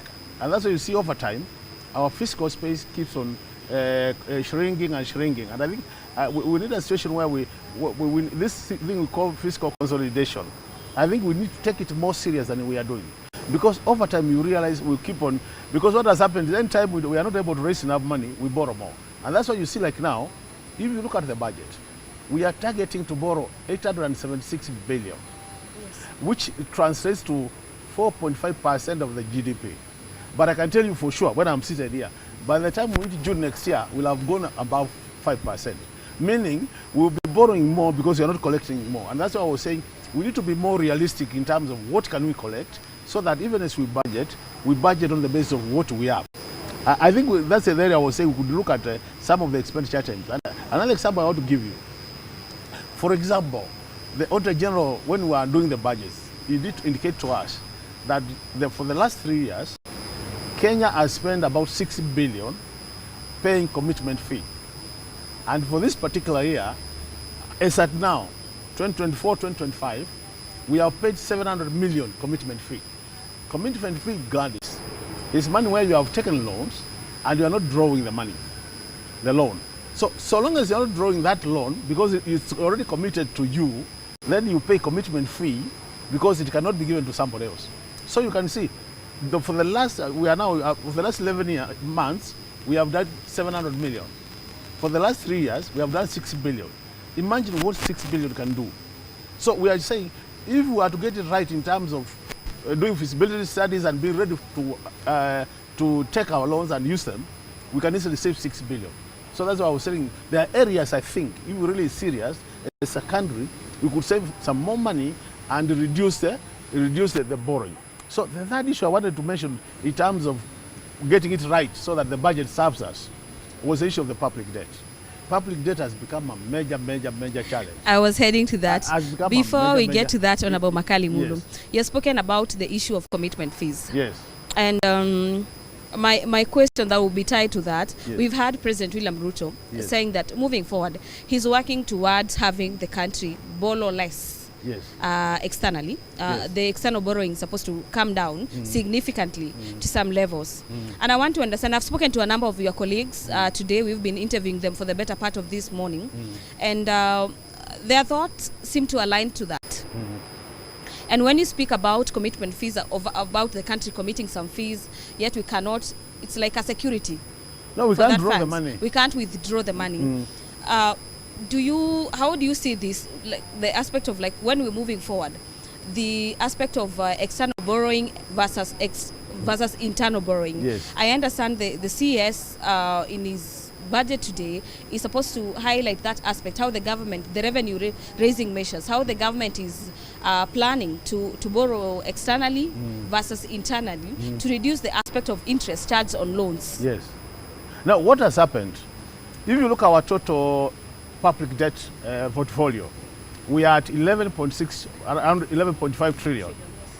Out of that 11.5 trillion, for the first time, many years we have been doing higher in terms of external loans as opposed to domestic loans. But for the first time, now we have about 52 domestic, 48 external. So the tables have been turned. What are the disadvantages of doing that? The disadvantages, external loans would normally be concessional loans. So they have low interest rate and they have long repayment period. Domestic loans are high interest rates, shorter repayment period. So anytime you have more domestic loans, it means you'll be paying high interest and you'll be paying within a shorter period. Now, normally what would happen is, as you calculate your interest, you realize that then you start spending more paying interest on domestic loans as opposed to external loans. And that's why you hear we keep on saying 70% of the 1.1 trillion we have put for repayment of interest will be paying for domestic loans. And to make it worse, anytime you do more domestic borrowing, then it is a government competing with the private sector, borrowing locally. Because one of the challenges of the private sector is access to credit. So when they start competing with the government for the same credit, automatically the government is a better borrower compared to private sector. So you deny the private sector that chance to borrow. When you deny them the chance to borrow more, you deny them the chance to expand their businesses, and by doing so, there are high chances that they might have started laying off employees. If that happens, then the economy suffers. And you know, this is a basic principle. The private sector is the sector which drives the economy. The other thing which happens is, anytime you borrow domestically, then the other thing, like now the central bank has been reducing the base rate, but the private banks have not been coming down. Yes. So you see, Kenyans are still borrowing at higher rate as compared to the central bank rate. Yeah. And that's another thing. So you realize at the end of the day, there is what we call credit squeeze. And so long as you are not exposing, people are not able to access credit and cheap credit, then the economy is not likely to grow as expected. So these are some of the issues. And then the other issue of the public debt is, what I wanted to say is, we have been talking all along about the single treasury account. Now, the single treasury account is supposed to be a very good cash management program or scheme. What it does is to make sure that any money, government money, is in one account for purposes of managing the cash flow. What is happening now, you go to the parastatals, you find a parastatal like NSSF, or let's take a typical parastatal like SHA now. You find their money, they are put in treasury bills and bonds. And then the government sells those things to SHA. So the government is paying SHA interest for the bills and the treasury bills and the bonds. But what is happening? SHA is using government money to buy the same. So it is government borrowing government money and paying interest.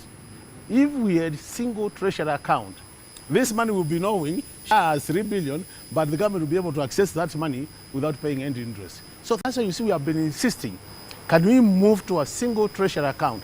And that is one thing I'll be listening to here, whether the CS Finance today will tell Kenyans what time frames is he going to implement that particular single account. Because implementation of that account will help this country in terms of cash management and ensuring that the government does not borrow from itself and paying interest.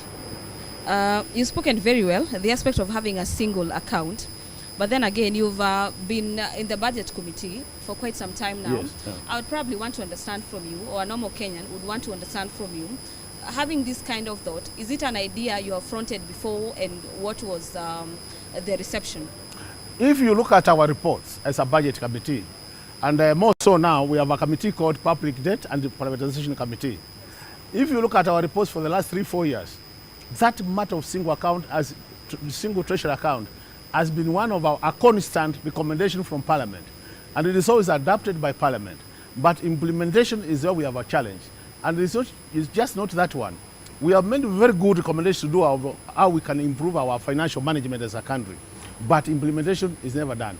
And that's why we are thinking that now that Honorable Mbadi, who we have been championing these things together when he was in the House, and is now the CS Treasury, will take this opportunity and implement what we have always been championing for. Because from where we sit as experts in this area, These are things which can help the country manage our resources prudently, and at the end of the day, be able to push the economy up, and Kenyans will have more money in their pockets so that we grow everybody in Kenya. Honorable Makali, let's talk about the aspect of borrowing and the debt ceiling. Yes. We are currently at 11.5 trillion shillings. Yes. And I think moving forward for the next few years, before the economy recovers fully, yes. and we are not in a situation where we need to borrow yes. from the big boys, yes. the IMF and yes. the African Development Bank. Yes. We need to ensure that our systems are working and everything else. So my question would be, how do we ensure that there is prudent usage of resources?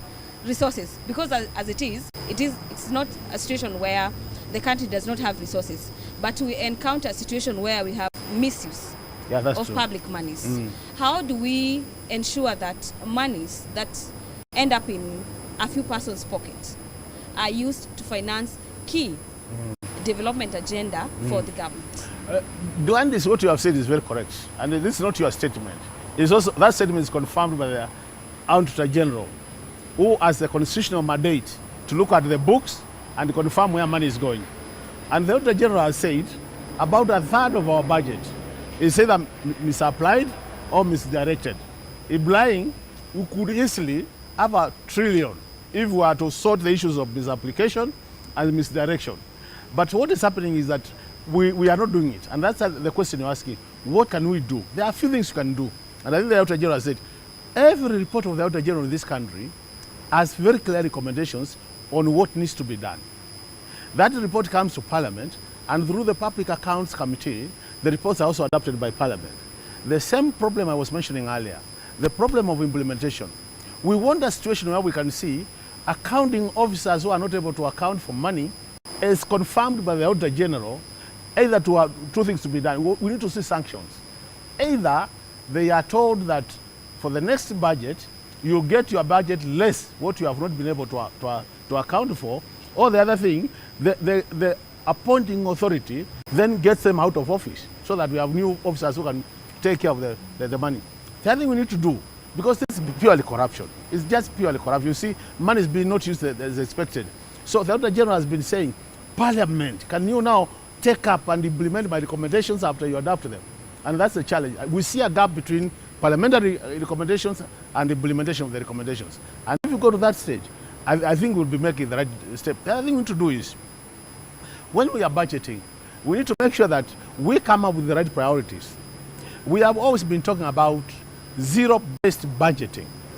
Zero-based budgeting, Gladys, means anytime we are doing a budget, you have a plain sheet of paper, written nothing. So if salaries have to get themselves to that paper, you justify why you need that money. So you'll be saying, I have this number of employees, I pay them this salary per month, so on that night I need 100 million. So we write you 100 million. So that by doing that, we'll be getting justification for every item into the budget.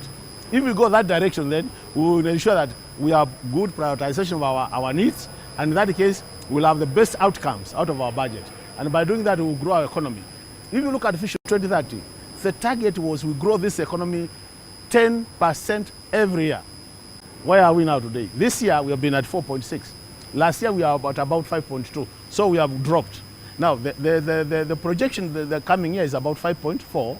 But I can tell you for sure, from my analysis, I see us eating around either 4.8 or 4.9. Because you look at the external factors which determine the growth. So we are saying really, there are a few things we must fix as a country if we get it right. And it's not nuclear science. These are things which are known. This can be done. And what we require is, we require first of all, political goodwill. So that if I'm an accounting officer and I've been confirmed by the Auditor General that I've not applied resources well, public resources well, then can we take that chance, either step out or my budget will be reduced by the same, so that the next budget I'll work hard so that I recover my higher figure. By doing that, we'll be sorting out issues. The other issues is, I have heard from the Auditor General, yes, appearing before a number of committees, yes, and highlighting misuse of funds by various state agencies. Yes. Now, I think I've also heard from a section of lawmakers, yes, saying the moment, say, county governments do not appear before their committees, and there has been misappropriation of funds amounting to even billions of shillings. Yes.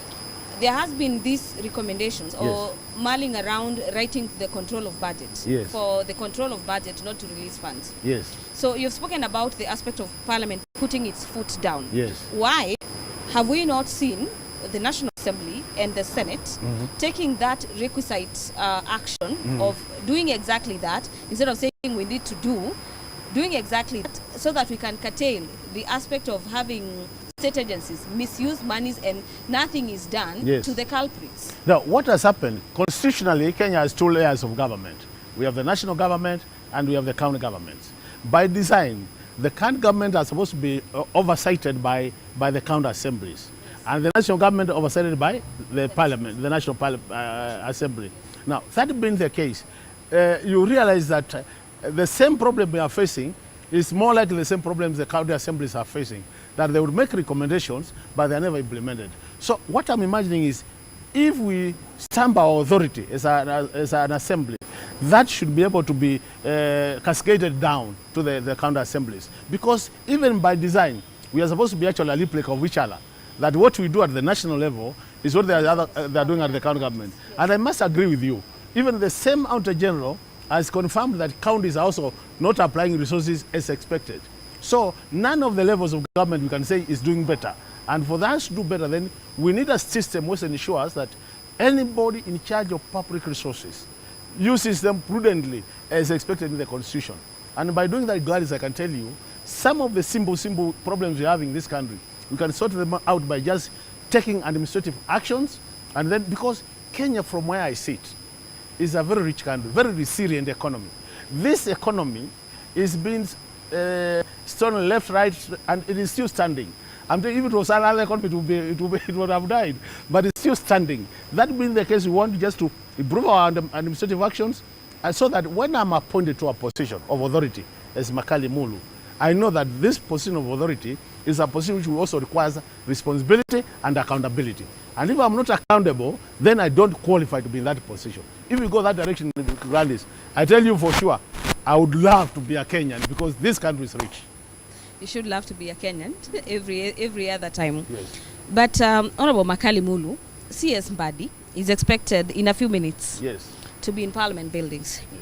This is a cabinet secretary who has spoken, who has been very outspoken about the aspect of taxations, increase of taxation and introduction of new taxes. The budget process began, say, a year ago. Parliament has been going through that process through the motions. Yes, through the budget estimates, through the circulars from the Treasury. And I would want to understand from you, from how you have interacted with this process, up to this point, where the CS is set to read the highlights this afternoon. Should Kenyans expect probably introduction of new taxes, having heard from a cabinet secretary who is championing that the government agenda for the time being is not introduction of new taxes, rather than it is about sealing the loopholes? No, actually what has happened, the last finance bill, which was rejected, was projected to collect about 360 billion. And that's why Kenyans were up in arms and it could not be implemented. So this particular financial bill targets only to collect about 24 billion. And we must give it to the cabinet secretary that in the current finance bill, there isn't much taxation in it. What they have done, they are looking at collecting more resources through the A&A. That is, the e-citizen arrangement. So that's why they think they'll collect more resources, which might breach the gap in terms of. So in terms of additional taxation, there isn't much as was expected. Actually, what has happened, because we must also be fair to the process, is that the cabinet secretary has tried to put more money into the pockets of pensioners. What they have done is they have decided to remove any taxation on pension payments and gratuity payment. So it means the senior citizens of this country will not be paying tax when they are getting their pension. And that is likely to add them some additional shillings into their pocket, which can be used to buy goods and services. So that's a good move. The other thing which they have done, and I think is also good for the country, is what they have done, like now, when you are paying your tax reliefs, they would normally get the gross salary, calculate the payee, and then get the reliefs. They have now said gross salary, get all the leaves and then calculate pay. That is like to add to you either 1,000 or 500 shillings to your pocket. It's not much money. But all said and done, I think it's a move to the right direction. But what we are saying as economists ourselves is that if we really want to grow this economy, we must get a way of putting money to the pockets of Kenyans. And that's why I like things like Kasi Mtaani, because it has a direct injection to the pocket of a Kenyan. What that will do is it will trigger some economic activity. People will buy goods and services, and by doing that, it will encourage more production, more employment, and that has a ripple effect whereby even so long as more people are employed, then you have a chances of collecting more income tax.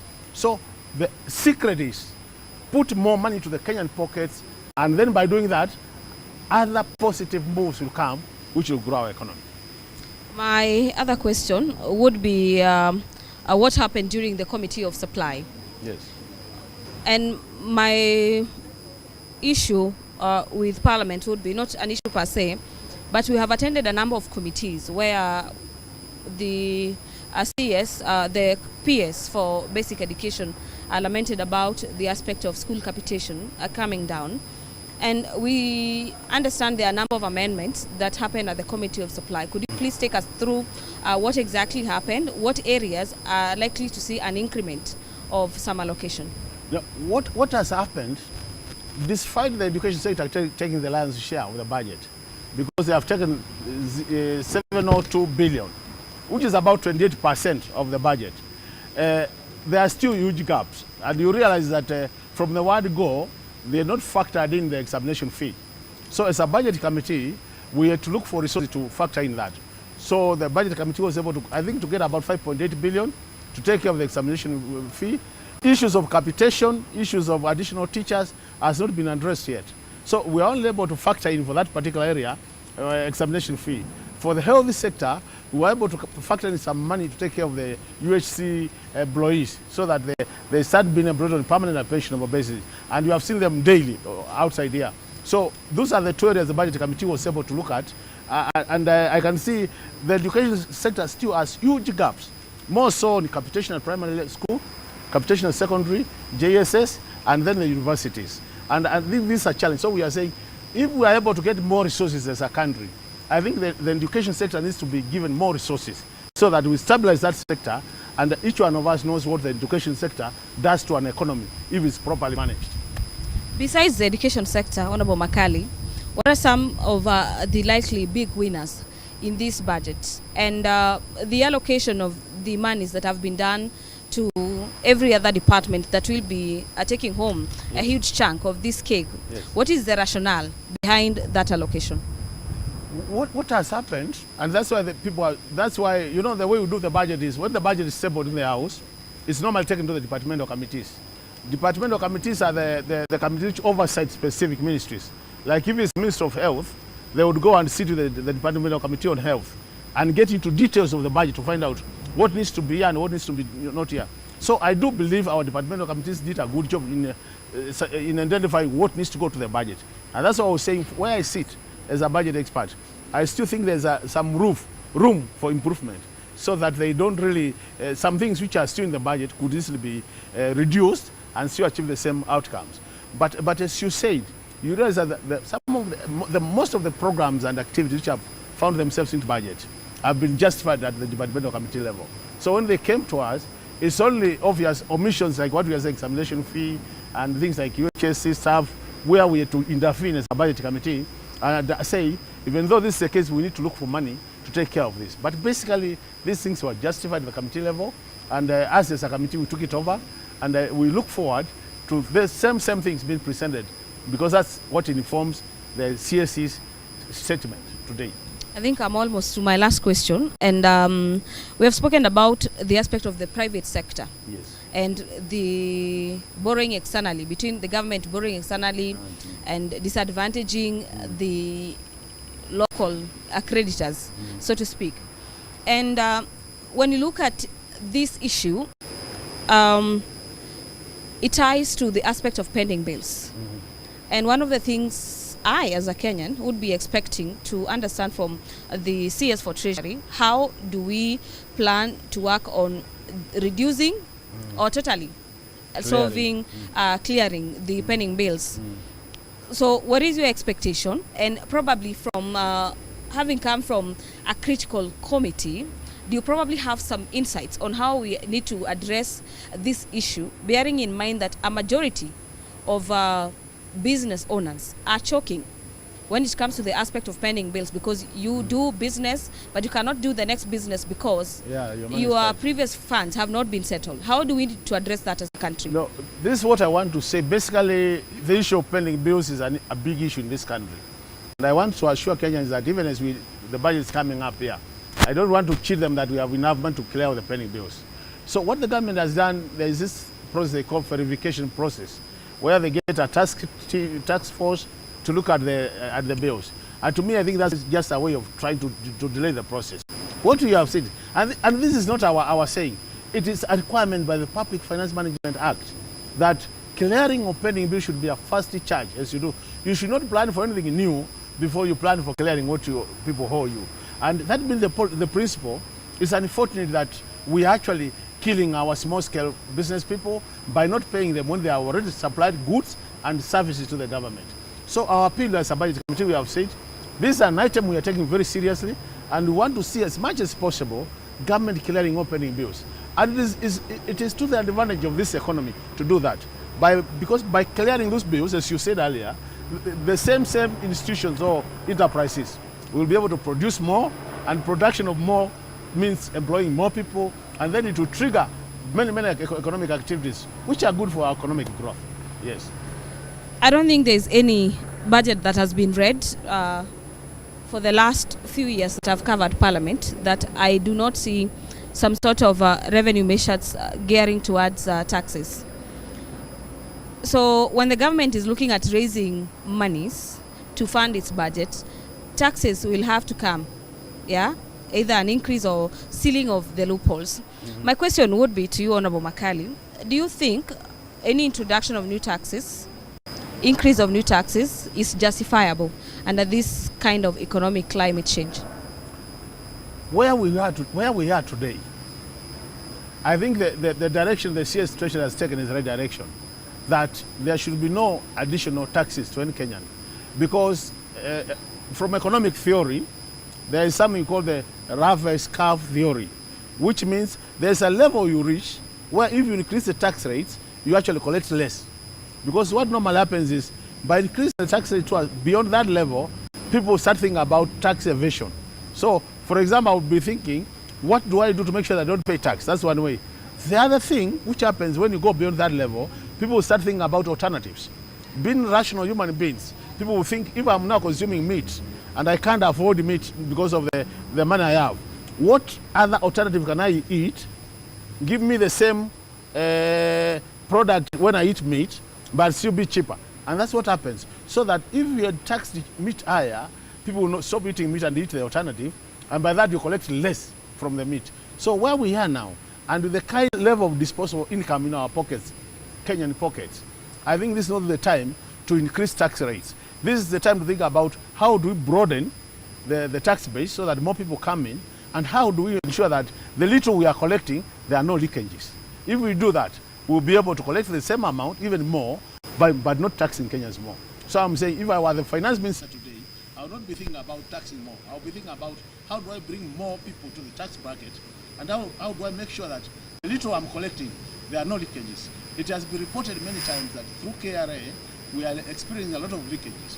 So we need to seal those leakages so that whatever is collected gets to the government consolidated fund, and then the additional taxation comes from the additional members who are paying taxes, and we'll have more resources to spend to serve our people. The 4.2 trillion shillings that you are budgeting for, my last question to you would be its reflection on the cost of living of Kenyans, because that is what every other Kenyan really cares about. And this budget comes at a time, even when the economy is seemingly recovering, Kenyans are still feeling a pinch of the economic situation. So what I would say is the whole idea of the budget is to improve the lives of Kenyans.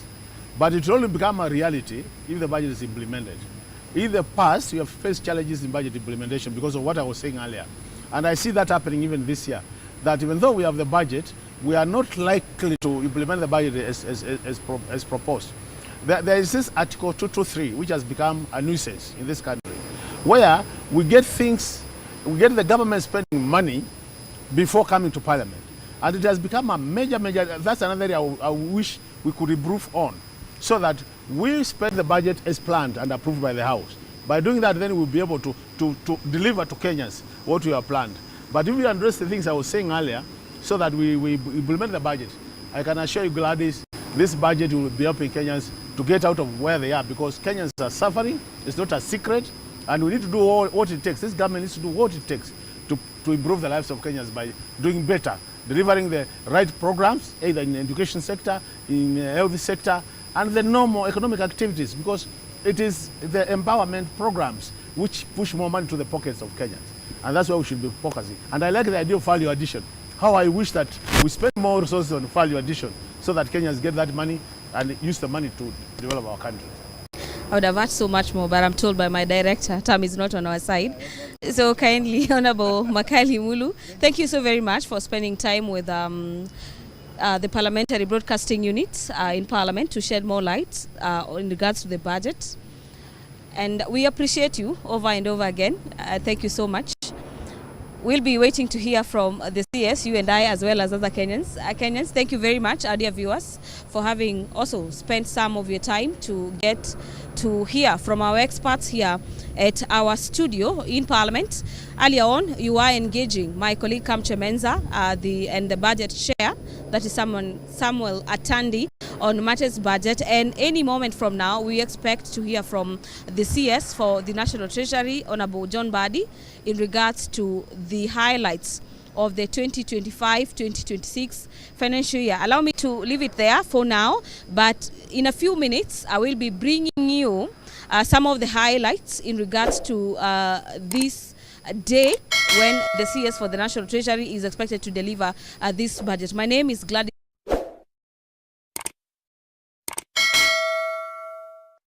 Hello and welcome.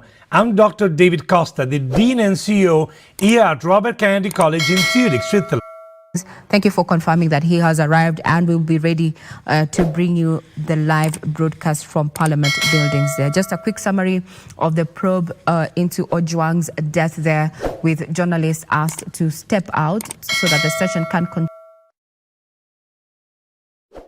For that particular committee is IPOR, and there was a question to capacity if capacity to investigate this, and quite the revelation there from the chair, indicating that in as much as the body has confirmed that it is has the capacity to investigate, the National Police has not been reporting these cases of those who lose their life while in custody at 25% to 75%, where 75% cases are reported by the aggrieved, or rather the bereaved families, and only 25 of the cases so far received come from the police themselves. We'll be keeping tabs on that.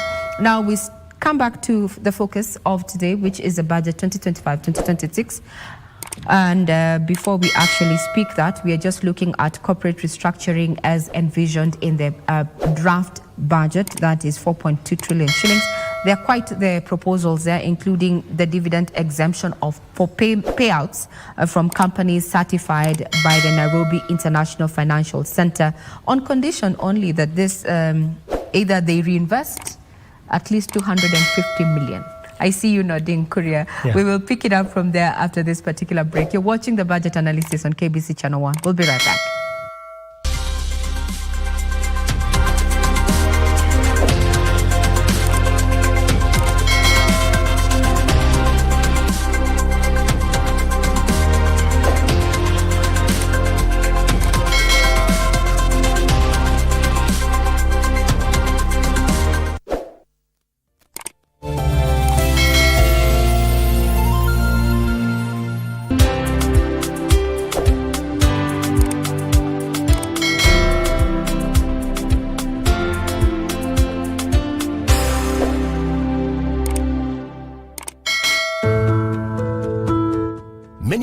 Access their retirement benefits when switching jobs, unaware of the impact it has on their future.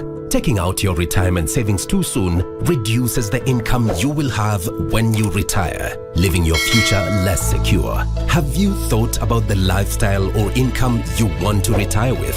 The earlier you start saving, the better. And the more you save, the more secure your future will be. Increase your savings today and live your golden years the way you've always dreamed.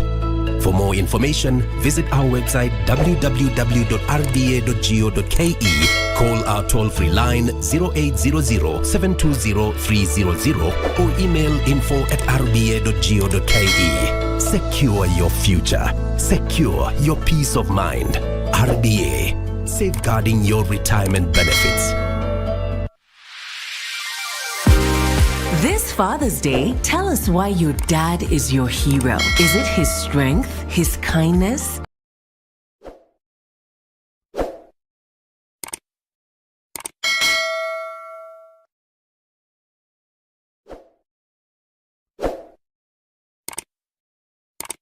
Because of corruption, my people, because of police killings, there will be no retreat. There will be no surrender. We are not going to sit. We are not going to condone. We are not going to tolerate the death by a mafia who call themselves the government. Yes. The things our country has worked for. Decades and decades of sweat. Decades and decades of hunger. As the youth of the current era, we are not going to sit and watch these things washed down the drain like nothing. We must fight hard. We must fight harder. We must not tolerate. These are the brightest days our country has ever lived. Yes. These are the brightest days our motherland has ever seen. Yes. We must be comrades power. Comrades power. Rule number 1. Yes. Lagat must go. Rule number 2. Yes. Lagat must be prosecuted. Yes.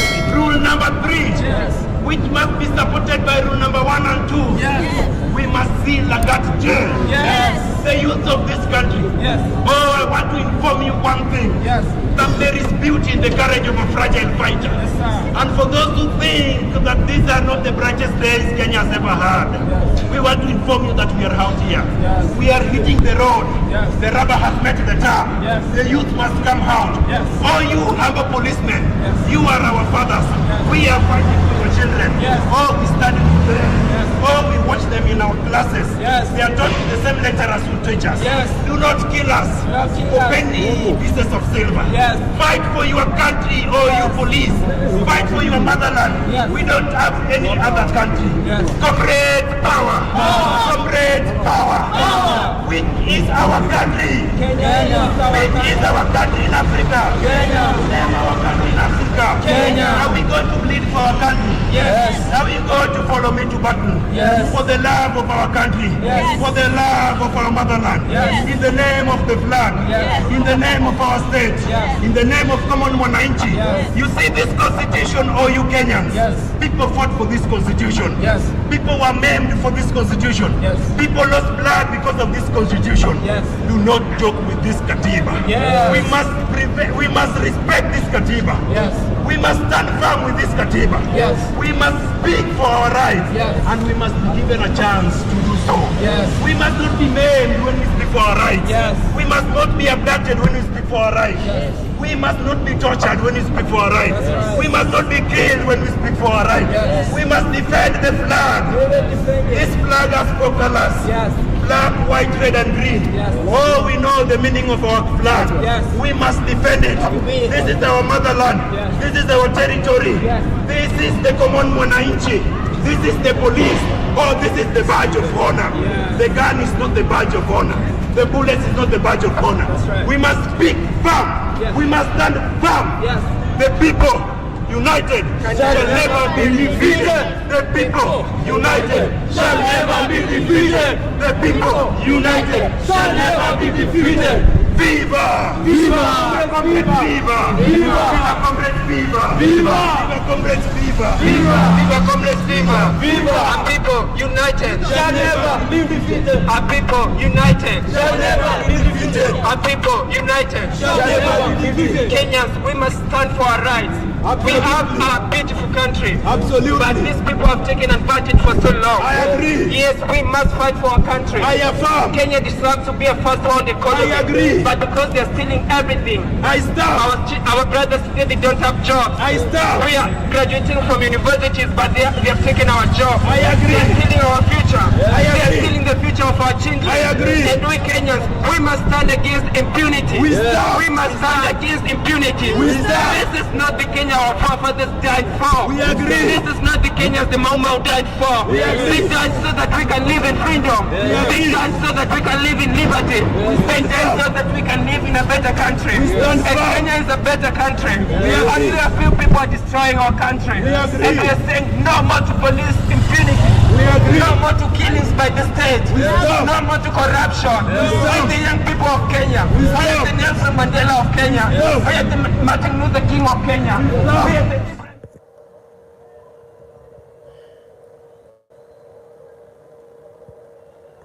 Nirudi huko chini. Kuna kina nani huko? So guys, for those who joined, karibuni sana. And just want to thank you so much for joining. Of course, this is right where the finance bill is supposed to be done today.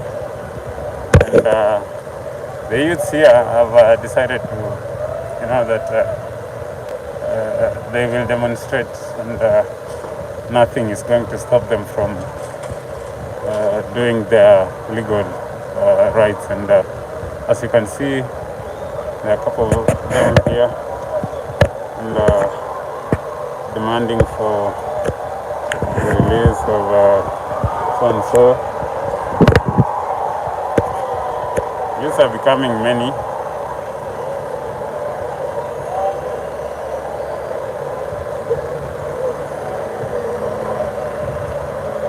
So for me to take you to where some more activists are, just to... Yes, Mambo? Mambo? You're good? No. Why? Because the police are harassing us for demanding justice for Juan when you are memoir. That is impunity. I mean, today's demonstrations, maybe for those who are watching and they don't know why people are demonstrating. People are here to demand justice for Juan. We are tired of being treated like we don't matter in our own country. We are tired of hiyo kudharauliwa, kudhalilishwa. Kuishi ni kama uko kwa jirani na uko home. Tunashindwa kwa nini makara watumii sheria watubamba msee? Kwa nini wanatu torture?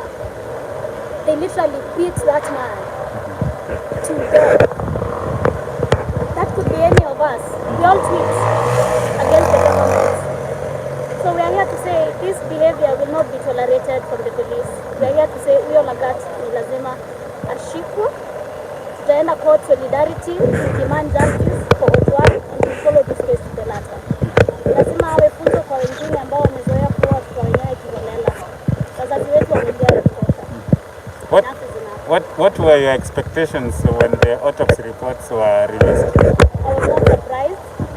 I know that police have impunity, especially for ghetto people. I come from Madare, and this is not new to us, that they arrest people, disappear them. If nobody makes noise, then that's your end. But here, Albert, tunasema hatuwezi kuwa tunaishi hivi na tuko home. Hatuwezi kuwa tunaishi hivi Kenya na tuko na katiba mpya, tuko na sheria, tuko na judiciary. Watu hawezi kuwa wanaendelea kuwa na impunity hivi. Yeah, we are here to demand an end to police brutality, to extrajudicial killings, to the disregard for human life. The right to life is a constitutional right. The right to protest is a constitutional right. So we are here to say the constitution must be implemented, the people of Kenya must be respected, and the rule of law must uphold in Kenya. Yeah. So that's kama mhalifu mwingine akipatikana na uhalifu anakamatwa na anawekwa ndani. Lang'ati anafanya nini nyumbani kwake? Anafanya nini? I think wanafaa kuwa wamekamatwa, wawe ndani, wapelekwe kotini na wahukumiwe accordingly. That's my one.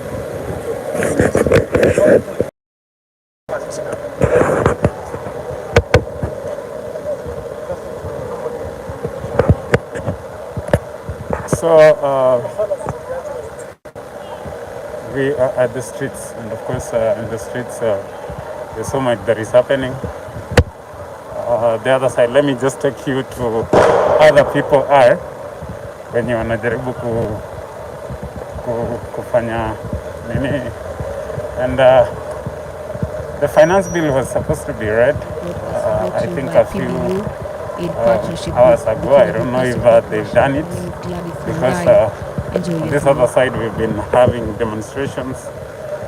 That's what I've been following about. For those who are watching, I don't know if the finance bill imeshasomwa ama haijasomwa. For those who are following us here, has the finance bill been read? And if yes, maybe now it means that from this side they are done. Teremshie baraka zako sisi tuliokutanika hapa, na utujalie tuyatende na kufikiria mambo yote atakayofikishwa mbele yetu kwa njia ya haki na uaminifu, ili utukufu na sifa zako siendelezwe, na ili kustawisha amani, ufanisi na heri ya nchi yetu, na wale ambao haja zao umezikabidhi mikononi mwetu. Amen.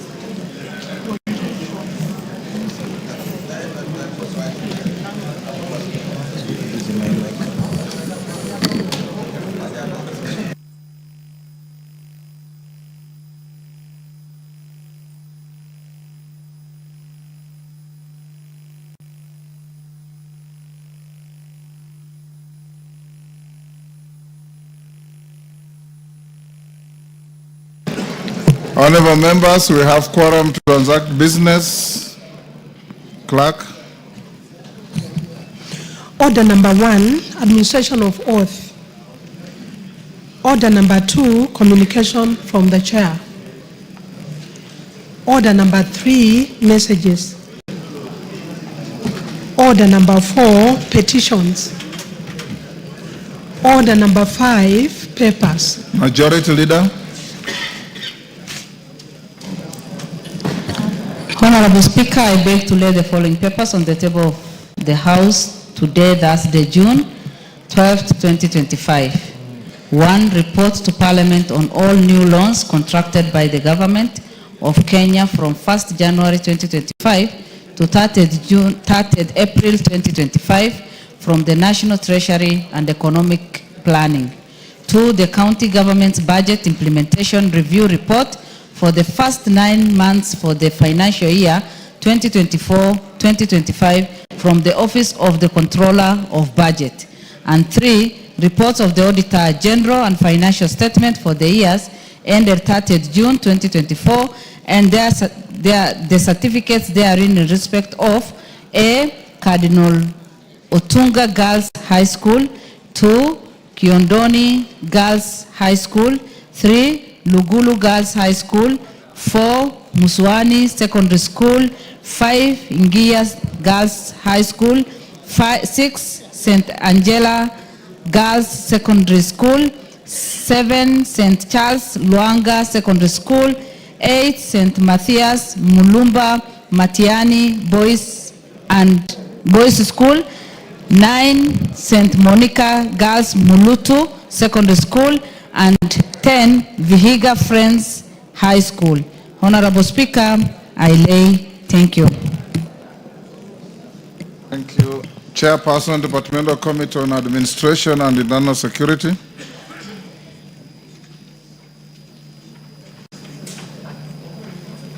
Tongoyo. Chairperson, Departmental Committee on Housing, Urban Planning and Public Works. Thank you, Mr. Speaker. Honorable Speaker,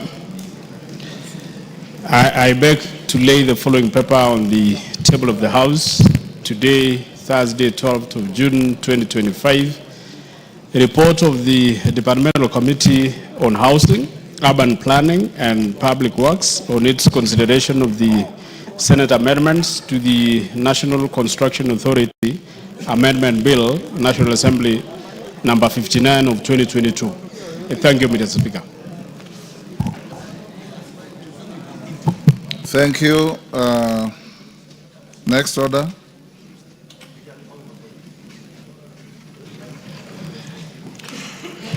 Order number 6, notices of motion. Chairperson, Departmental Committee on Administration and Internal Security. Raso, where is your chairman? Are you holding any brief?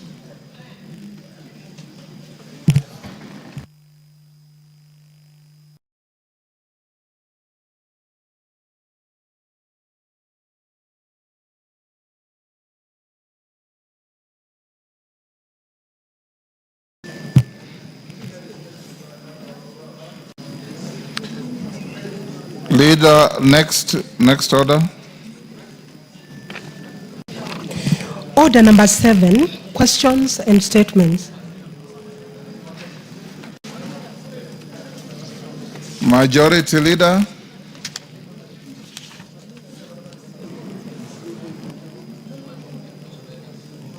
Your Thursday statement.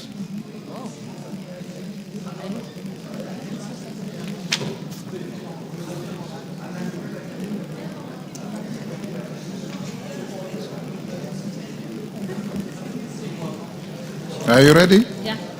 Go ahead.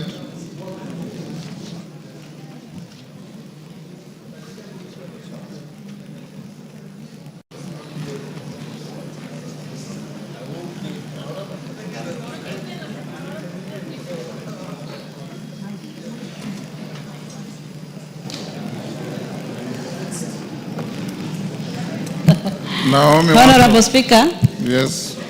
Pursuant to provisions of Standing Order 4.2a, I rise to give the following statement on behalf of the House Business Committee, which met on Tuesday, 10th June 2025, to prioritize business for consideration during the week.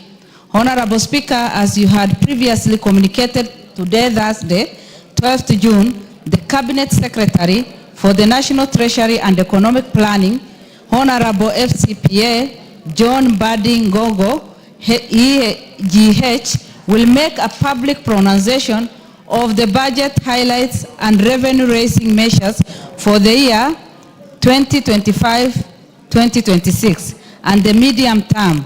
In this regard, I wish to remind members that the House is expected to prioritize consideration of the budget-related bills, taking into consideration the statutory timelines applicable to the budget-making process. Honorable Speaker, with regard to business scheduled for Tuesday next week, the House is expected to consider the following bills at various stages. Number 1, Committee of the Whole House on the Kenya National Council for Population and Development Bill 2023. And B, consideration of Senate amendments to the National Disaster Risk Management Bill 2023. Number 2, second reading of A, the Finance Bill 2025, and B, the National Cohesion and Integration Bill 2023. Additionally, Honorable Speaker, debate will be undertaken on the following motions, some of which are subject to respective committees tabling their reports. Number 1, consideration of nominees for appointment to National Police Service Commission. Number 2, approval of the mediated version of the Division Revenue Bill 2025. Number 3, consideration of Senate amendments to the National Disaster Risk Management Bill 2023. Number 4, consideration of the performance audit report on the provision of service to the persons with disability by the National Council of Persons with Disability. And number 5, consideration of comprehensive economic partnership agreement between the Republic of Kenya and the United Arab Emirates. In conclusion, Honorable Speaker, the House Business Committee will reconvene on Tuesday, 17th June 2025 to schedule business for the rest of the week. I now wish to lay this statement on the table of the House and thank you, Honorable Speaker. Thank you, Naomi. Back to order number 5. Chair, Departmental Committee on Administration and Internal Security.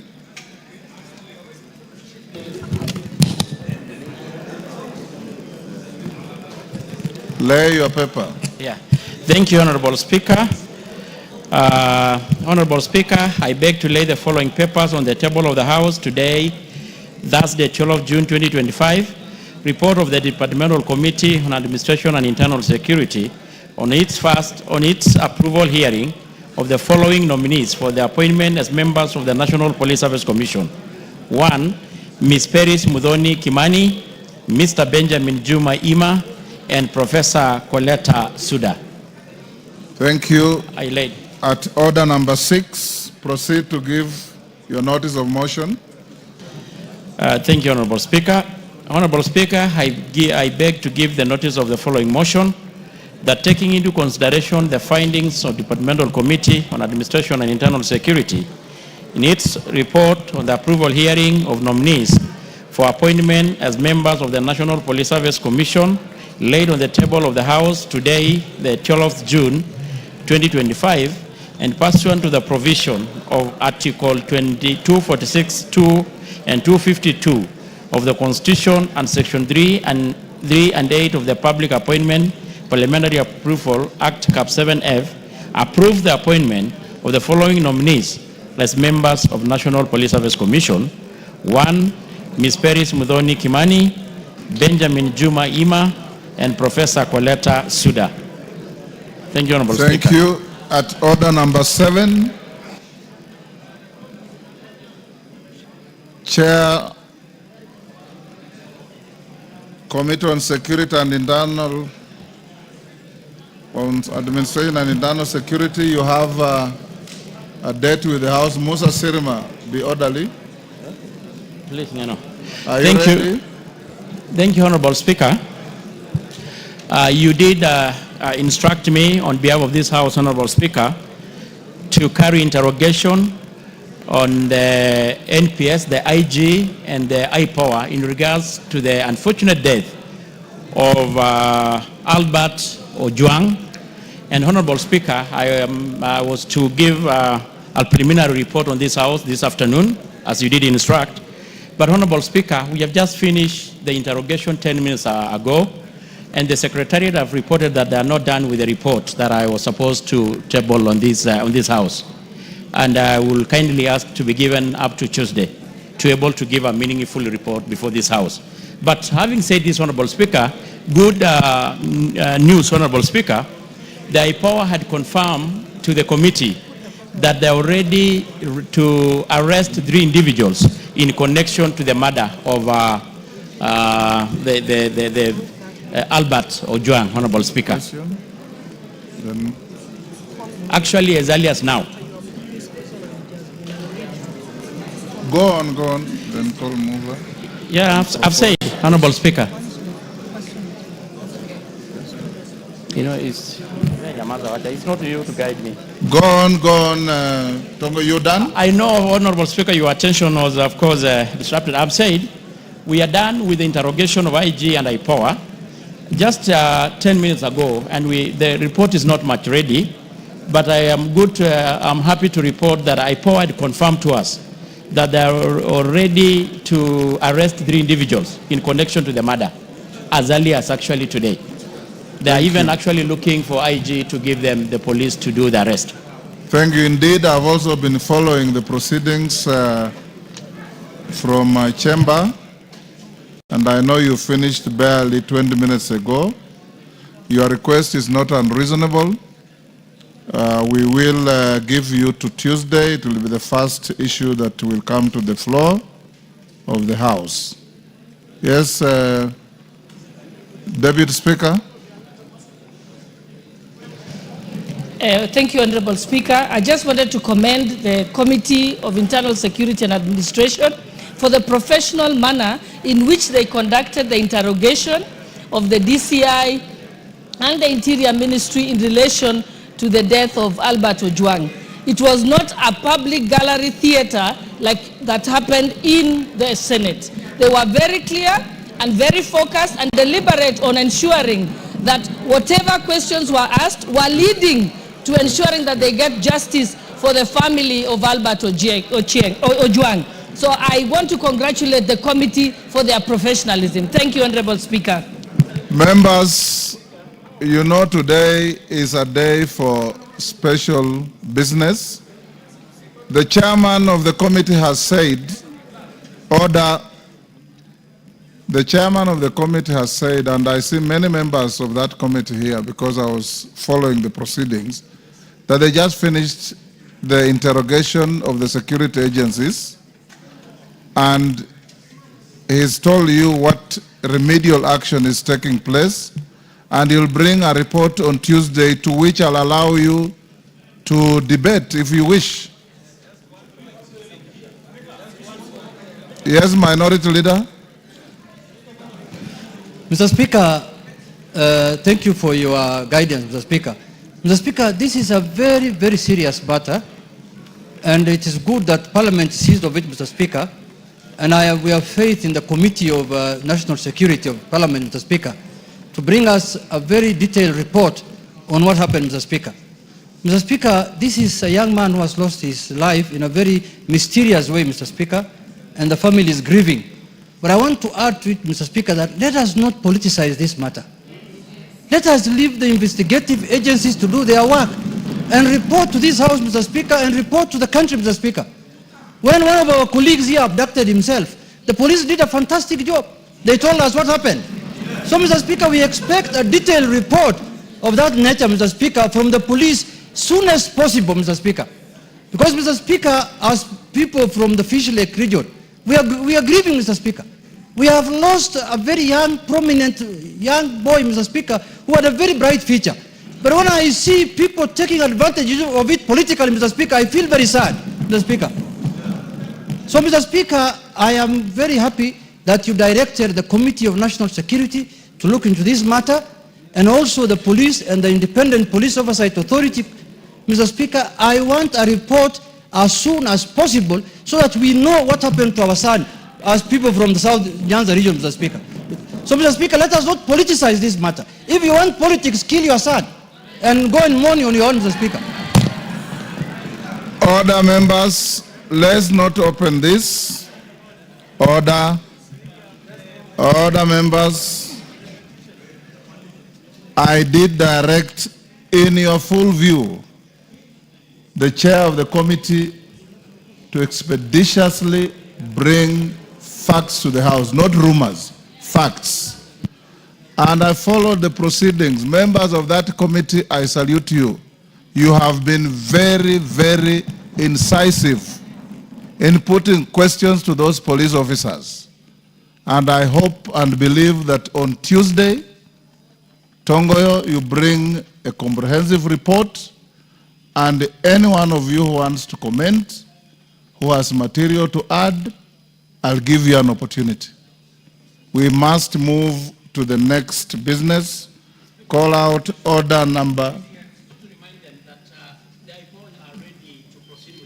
You have already said that. Yes. Go to order number 8. Order number 8, motion. Report of the Committee of the Whole House on the Culture Bill, National Assembly Bills number 12 of 2024. Question to be put on that reading.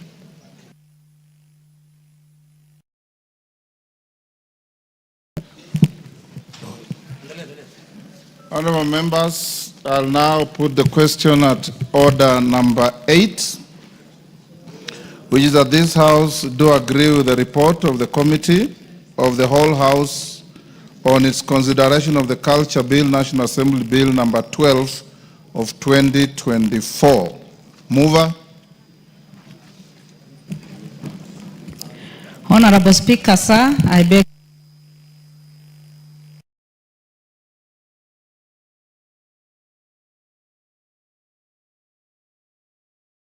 Thanks to the disruption by the minority leader, that this House do agree with the report of the Committee of the whole House on its consideration of the Culture Bill, National Assembly Bill number 12 of 2024. As men of that opinion say aye. Aye. Will those of the contrary opinion say nay?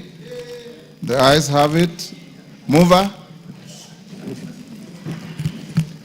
Honorable Speaker, sir, I beg to move that the Culture Bill, National Assembly Bill number 12 of 2024 be now read a third time, and I also request Honorable Catherine Omanyo, a strong member of that group, to second. I second fully because I was involved from A to Z. I beg to second. Honorable members,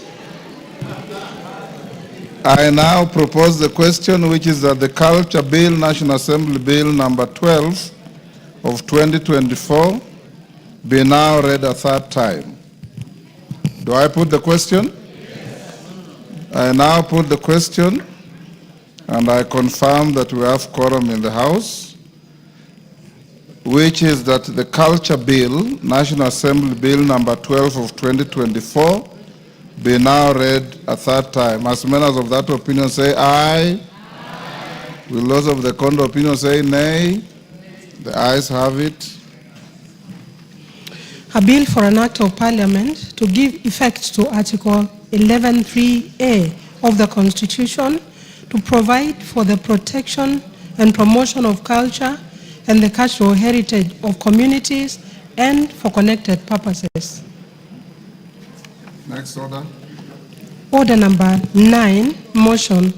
Report on the consolidated fund services expenditures for the estimates for the financial year 2025-2026. Question to be put. Order, member walking into the chamber, take the nearest seat. Honorable members, I now put the question at order number 9, which is that this House adopts the report of the Public Debt and Privatization Committee on its consideration of the consolidated fund services for the budget estimates for financial year 2025-2026 laid on the table of the House on Wednesday, 11th June 2025. As members of that opinion say aye. Aye. Will those of the contrary opinion say nay? The ayes have it. Next. Order number 10, the Learners with Disabilities Bill, Senate Bill number 4 of 2023. Second reading, question to be put. Order, members on their feet, take the nearest seats. Kimani, take the nearest seat. I didn't tell you to race across the floor. Honorable members, I now put the question at order number 10, which is that the Learners with Disabilities Bill, Senate Bill number 4 of 2023, be now read a second time. As members of that opinion say aye. Aye. Will those of the contrary opinion say nay? The ayes have it. Next. A bill for an act of parliament to provide for the education of learners with disabilities, for the conduct of educational institutions, for learners with disabilities, and for connected purposes. Next. Order number 11, the Political Parties Amendment number 2 Bill, Senate Bill number 26 of 2024. Second reading, question to be put. Order, Commissioner Faith, take your seat.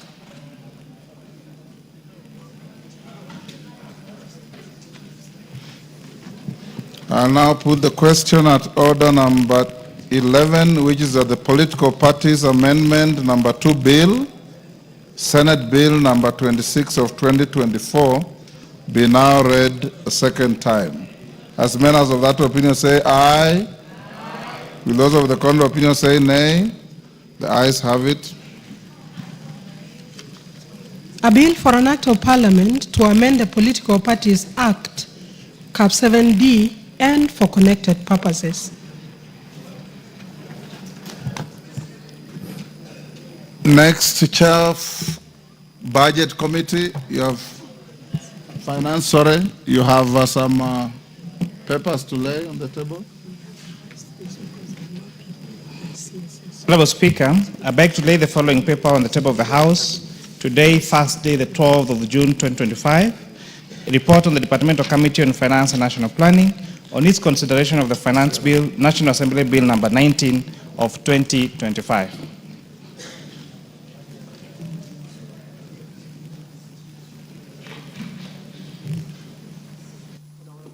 Thank you. Yes, Minority Leader. Mr. Speaker, the report on the finance bill has been tabled just a few seconds ago, Mr. Speaker. Correct. And once it is tabled, Mr. Speaker, it becomes a public document. Mr. Speaker, we want to urge the citizenry, together with members of our colleagues, to read the report, because there are 3-4 versions of finance bills in the country, Mr. Speaker, and everybody is talking about his own finance bill.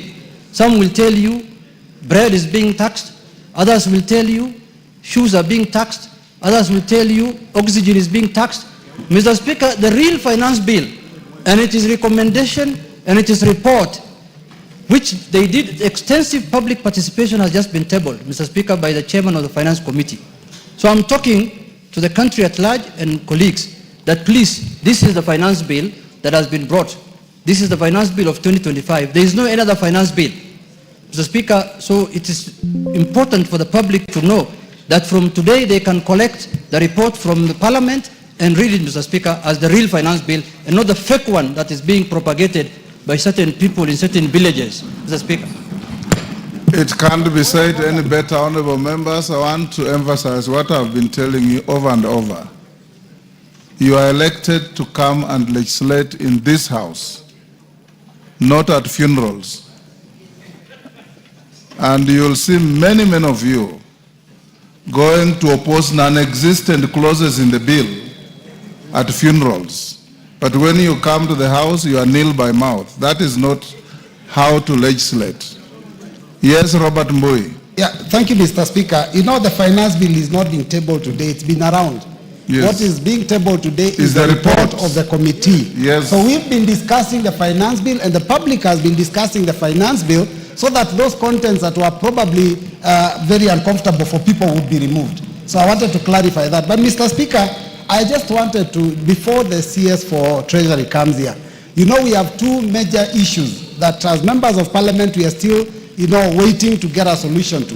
One of them is the issue of CDF funds for this financial year. And the other issue is a decision made by a court on a matter of RMLF. It would have been important for us to get an answer so that we can be comfortable listening to the PS. Otherwise we'll be seated here feeling bitter and listening to the PS the CS giving us a story. So Mr. Speaker, I don't know, is there a way we can get a response from the chair of NGCDF and also the chair of BSC on those two matters? Thank you, Mr. Speaker. Honorable Robert Mbui, you have a legitimate concern, but I want to also advise you that 10 minutes before I came to the chamber, your colleagues from both sides of the house, numbering close to 100, walked to the Speaker's chamber with exactly the same concerns.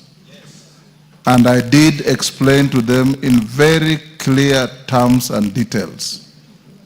And we reached an understanding that the worries that you have, since you are not in the meeting, are neither here nor there. We are okay, and you'll be okay. And if you want to order Order, Honorable Naika.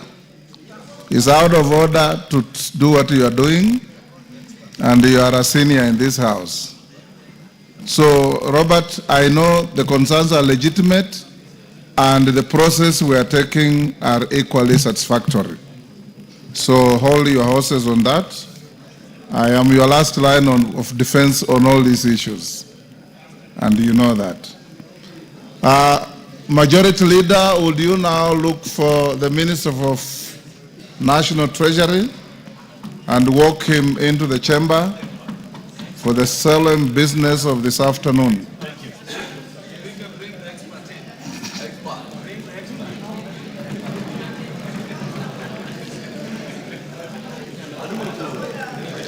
Yes, Rosa Buyu, what is the point of order? Thank you, Speaker. Speaker, I like it that you said the minister, but I also want to add something. Probably you just forgot to mention it, the expert minister. Thank you, Mr. Speaker.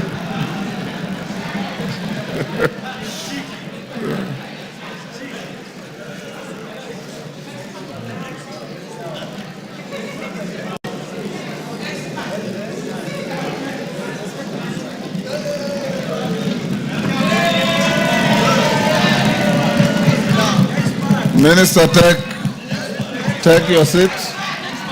Take your seat. Order. Members on their feet, take your seats.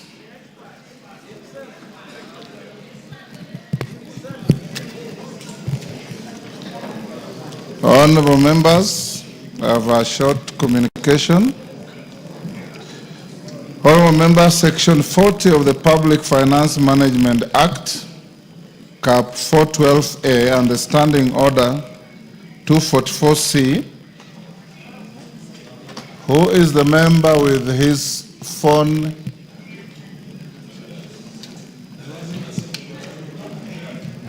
Who is the member behind KJ?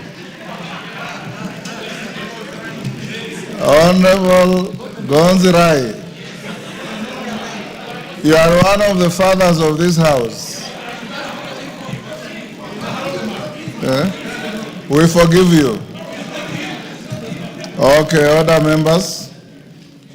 Section 40 of the Public Finance Management Act, Cap 412A, and Standing Order 244C require the Cabinet Secretary for the National Treasury and Economic Planning to make a public pronouncement on the budget policy highlights and revenue-raising measures for the national government each financial year.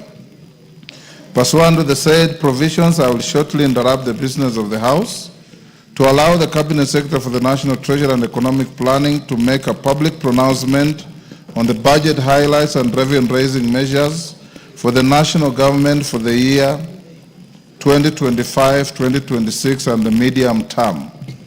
In accordance with the standing orders, I have also designated a suitable place in the chamber for that purpose. Honorable members, as we welcome the Cabinet Secretary to the National Assembly, I wish to remind the House that today's event is largely ceremonial. No decision will be required on the speech as the supply period, which commences with the consideration of the budget estimates and concludes with the enactment of an appropriation act, is still ongoing. Having said that, honorable members, and before we proceed, I take this opportunity to acknowledge and recognize the President.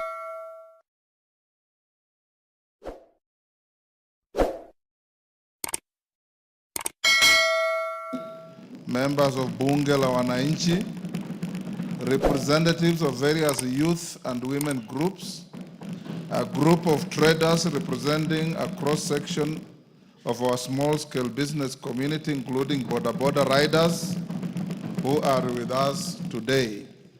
On behalf of the National Assembly and on my own behalf, I welcome all of you to the National Assembly.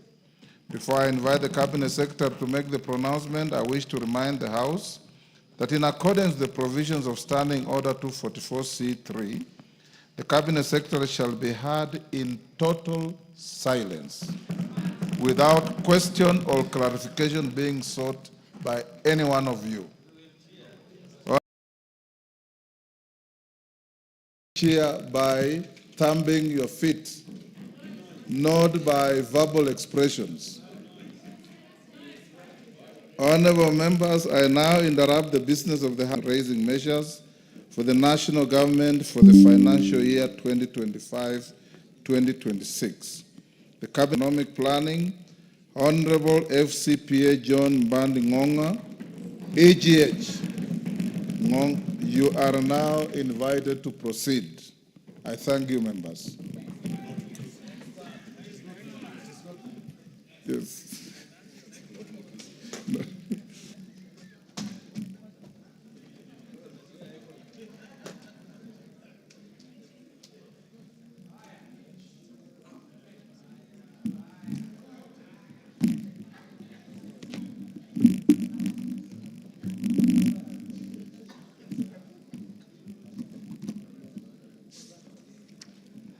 Thank you, Mr. Speaker, and honorable members of the National Assembly.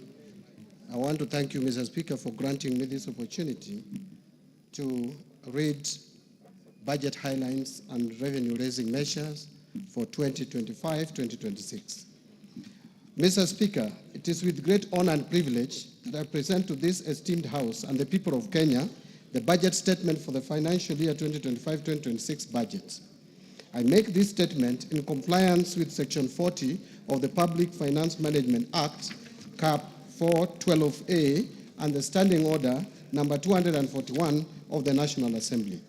Mr. Speaker, these are building constitutional requirements of good governance to which the President and certainly the National Treasury and Economic Planning remain fully committed to.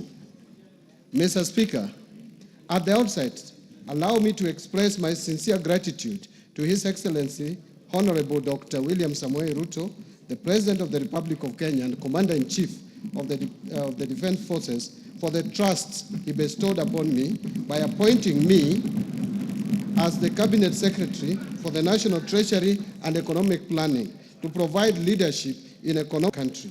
I remain mindful as I serve in this office. Economic, social, and cultural rights, which includes the rights to adequate food, to adequate housing, to social security, and to take part in cultural life, to water and sanitation, and also right to work. This budget, Mr. Speaker, arms the priority policy stimulating economic recovery articulated in the bottom-up economic transformation agenda, otherwise known as BETTER, while highlighting the achievements over the past 2.5 years in enhancing the livelihoods of Kenyans. At its core, BETTER has adopted a value chain approach, focusing on strategic investment in areas that generate the highest impact, particularly in job creation and income generation at the grassroots level. Mr. Speaker, significant successes have been achieved through targeted intervention and structural reforms. These measures have laid a solid foundation for economic recovery and set us on a path towards long-term growth and stability. I mention just a few achievements under BETTER. First, the Kenyan economy has remained resilient and registered an average growth of 5.2% for the period between 2023 and 2024, outpacing both global growth of 3.3% and 3.8% for the sub-Saharan African region over the same period. Other macroeconomic fundamentals such as inflation and exchange rates have strongly rebounded and are projected to remain stable. Second, the government has rolled out fertilizer and seed subsidies to farmers across the country, and that has boosted production in key food value chains and revived underperforming or collapsed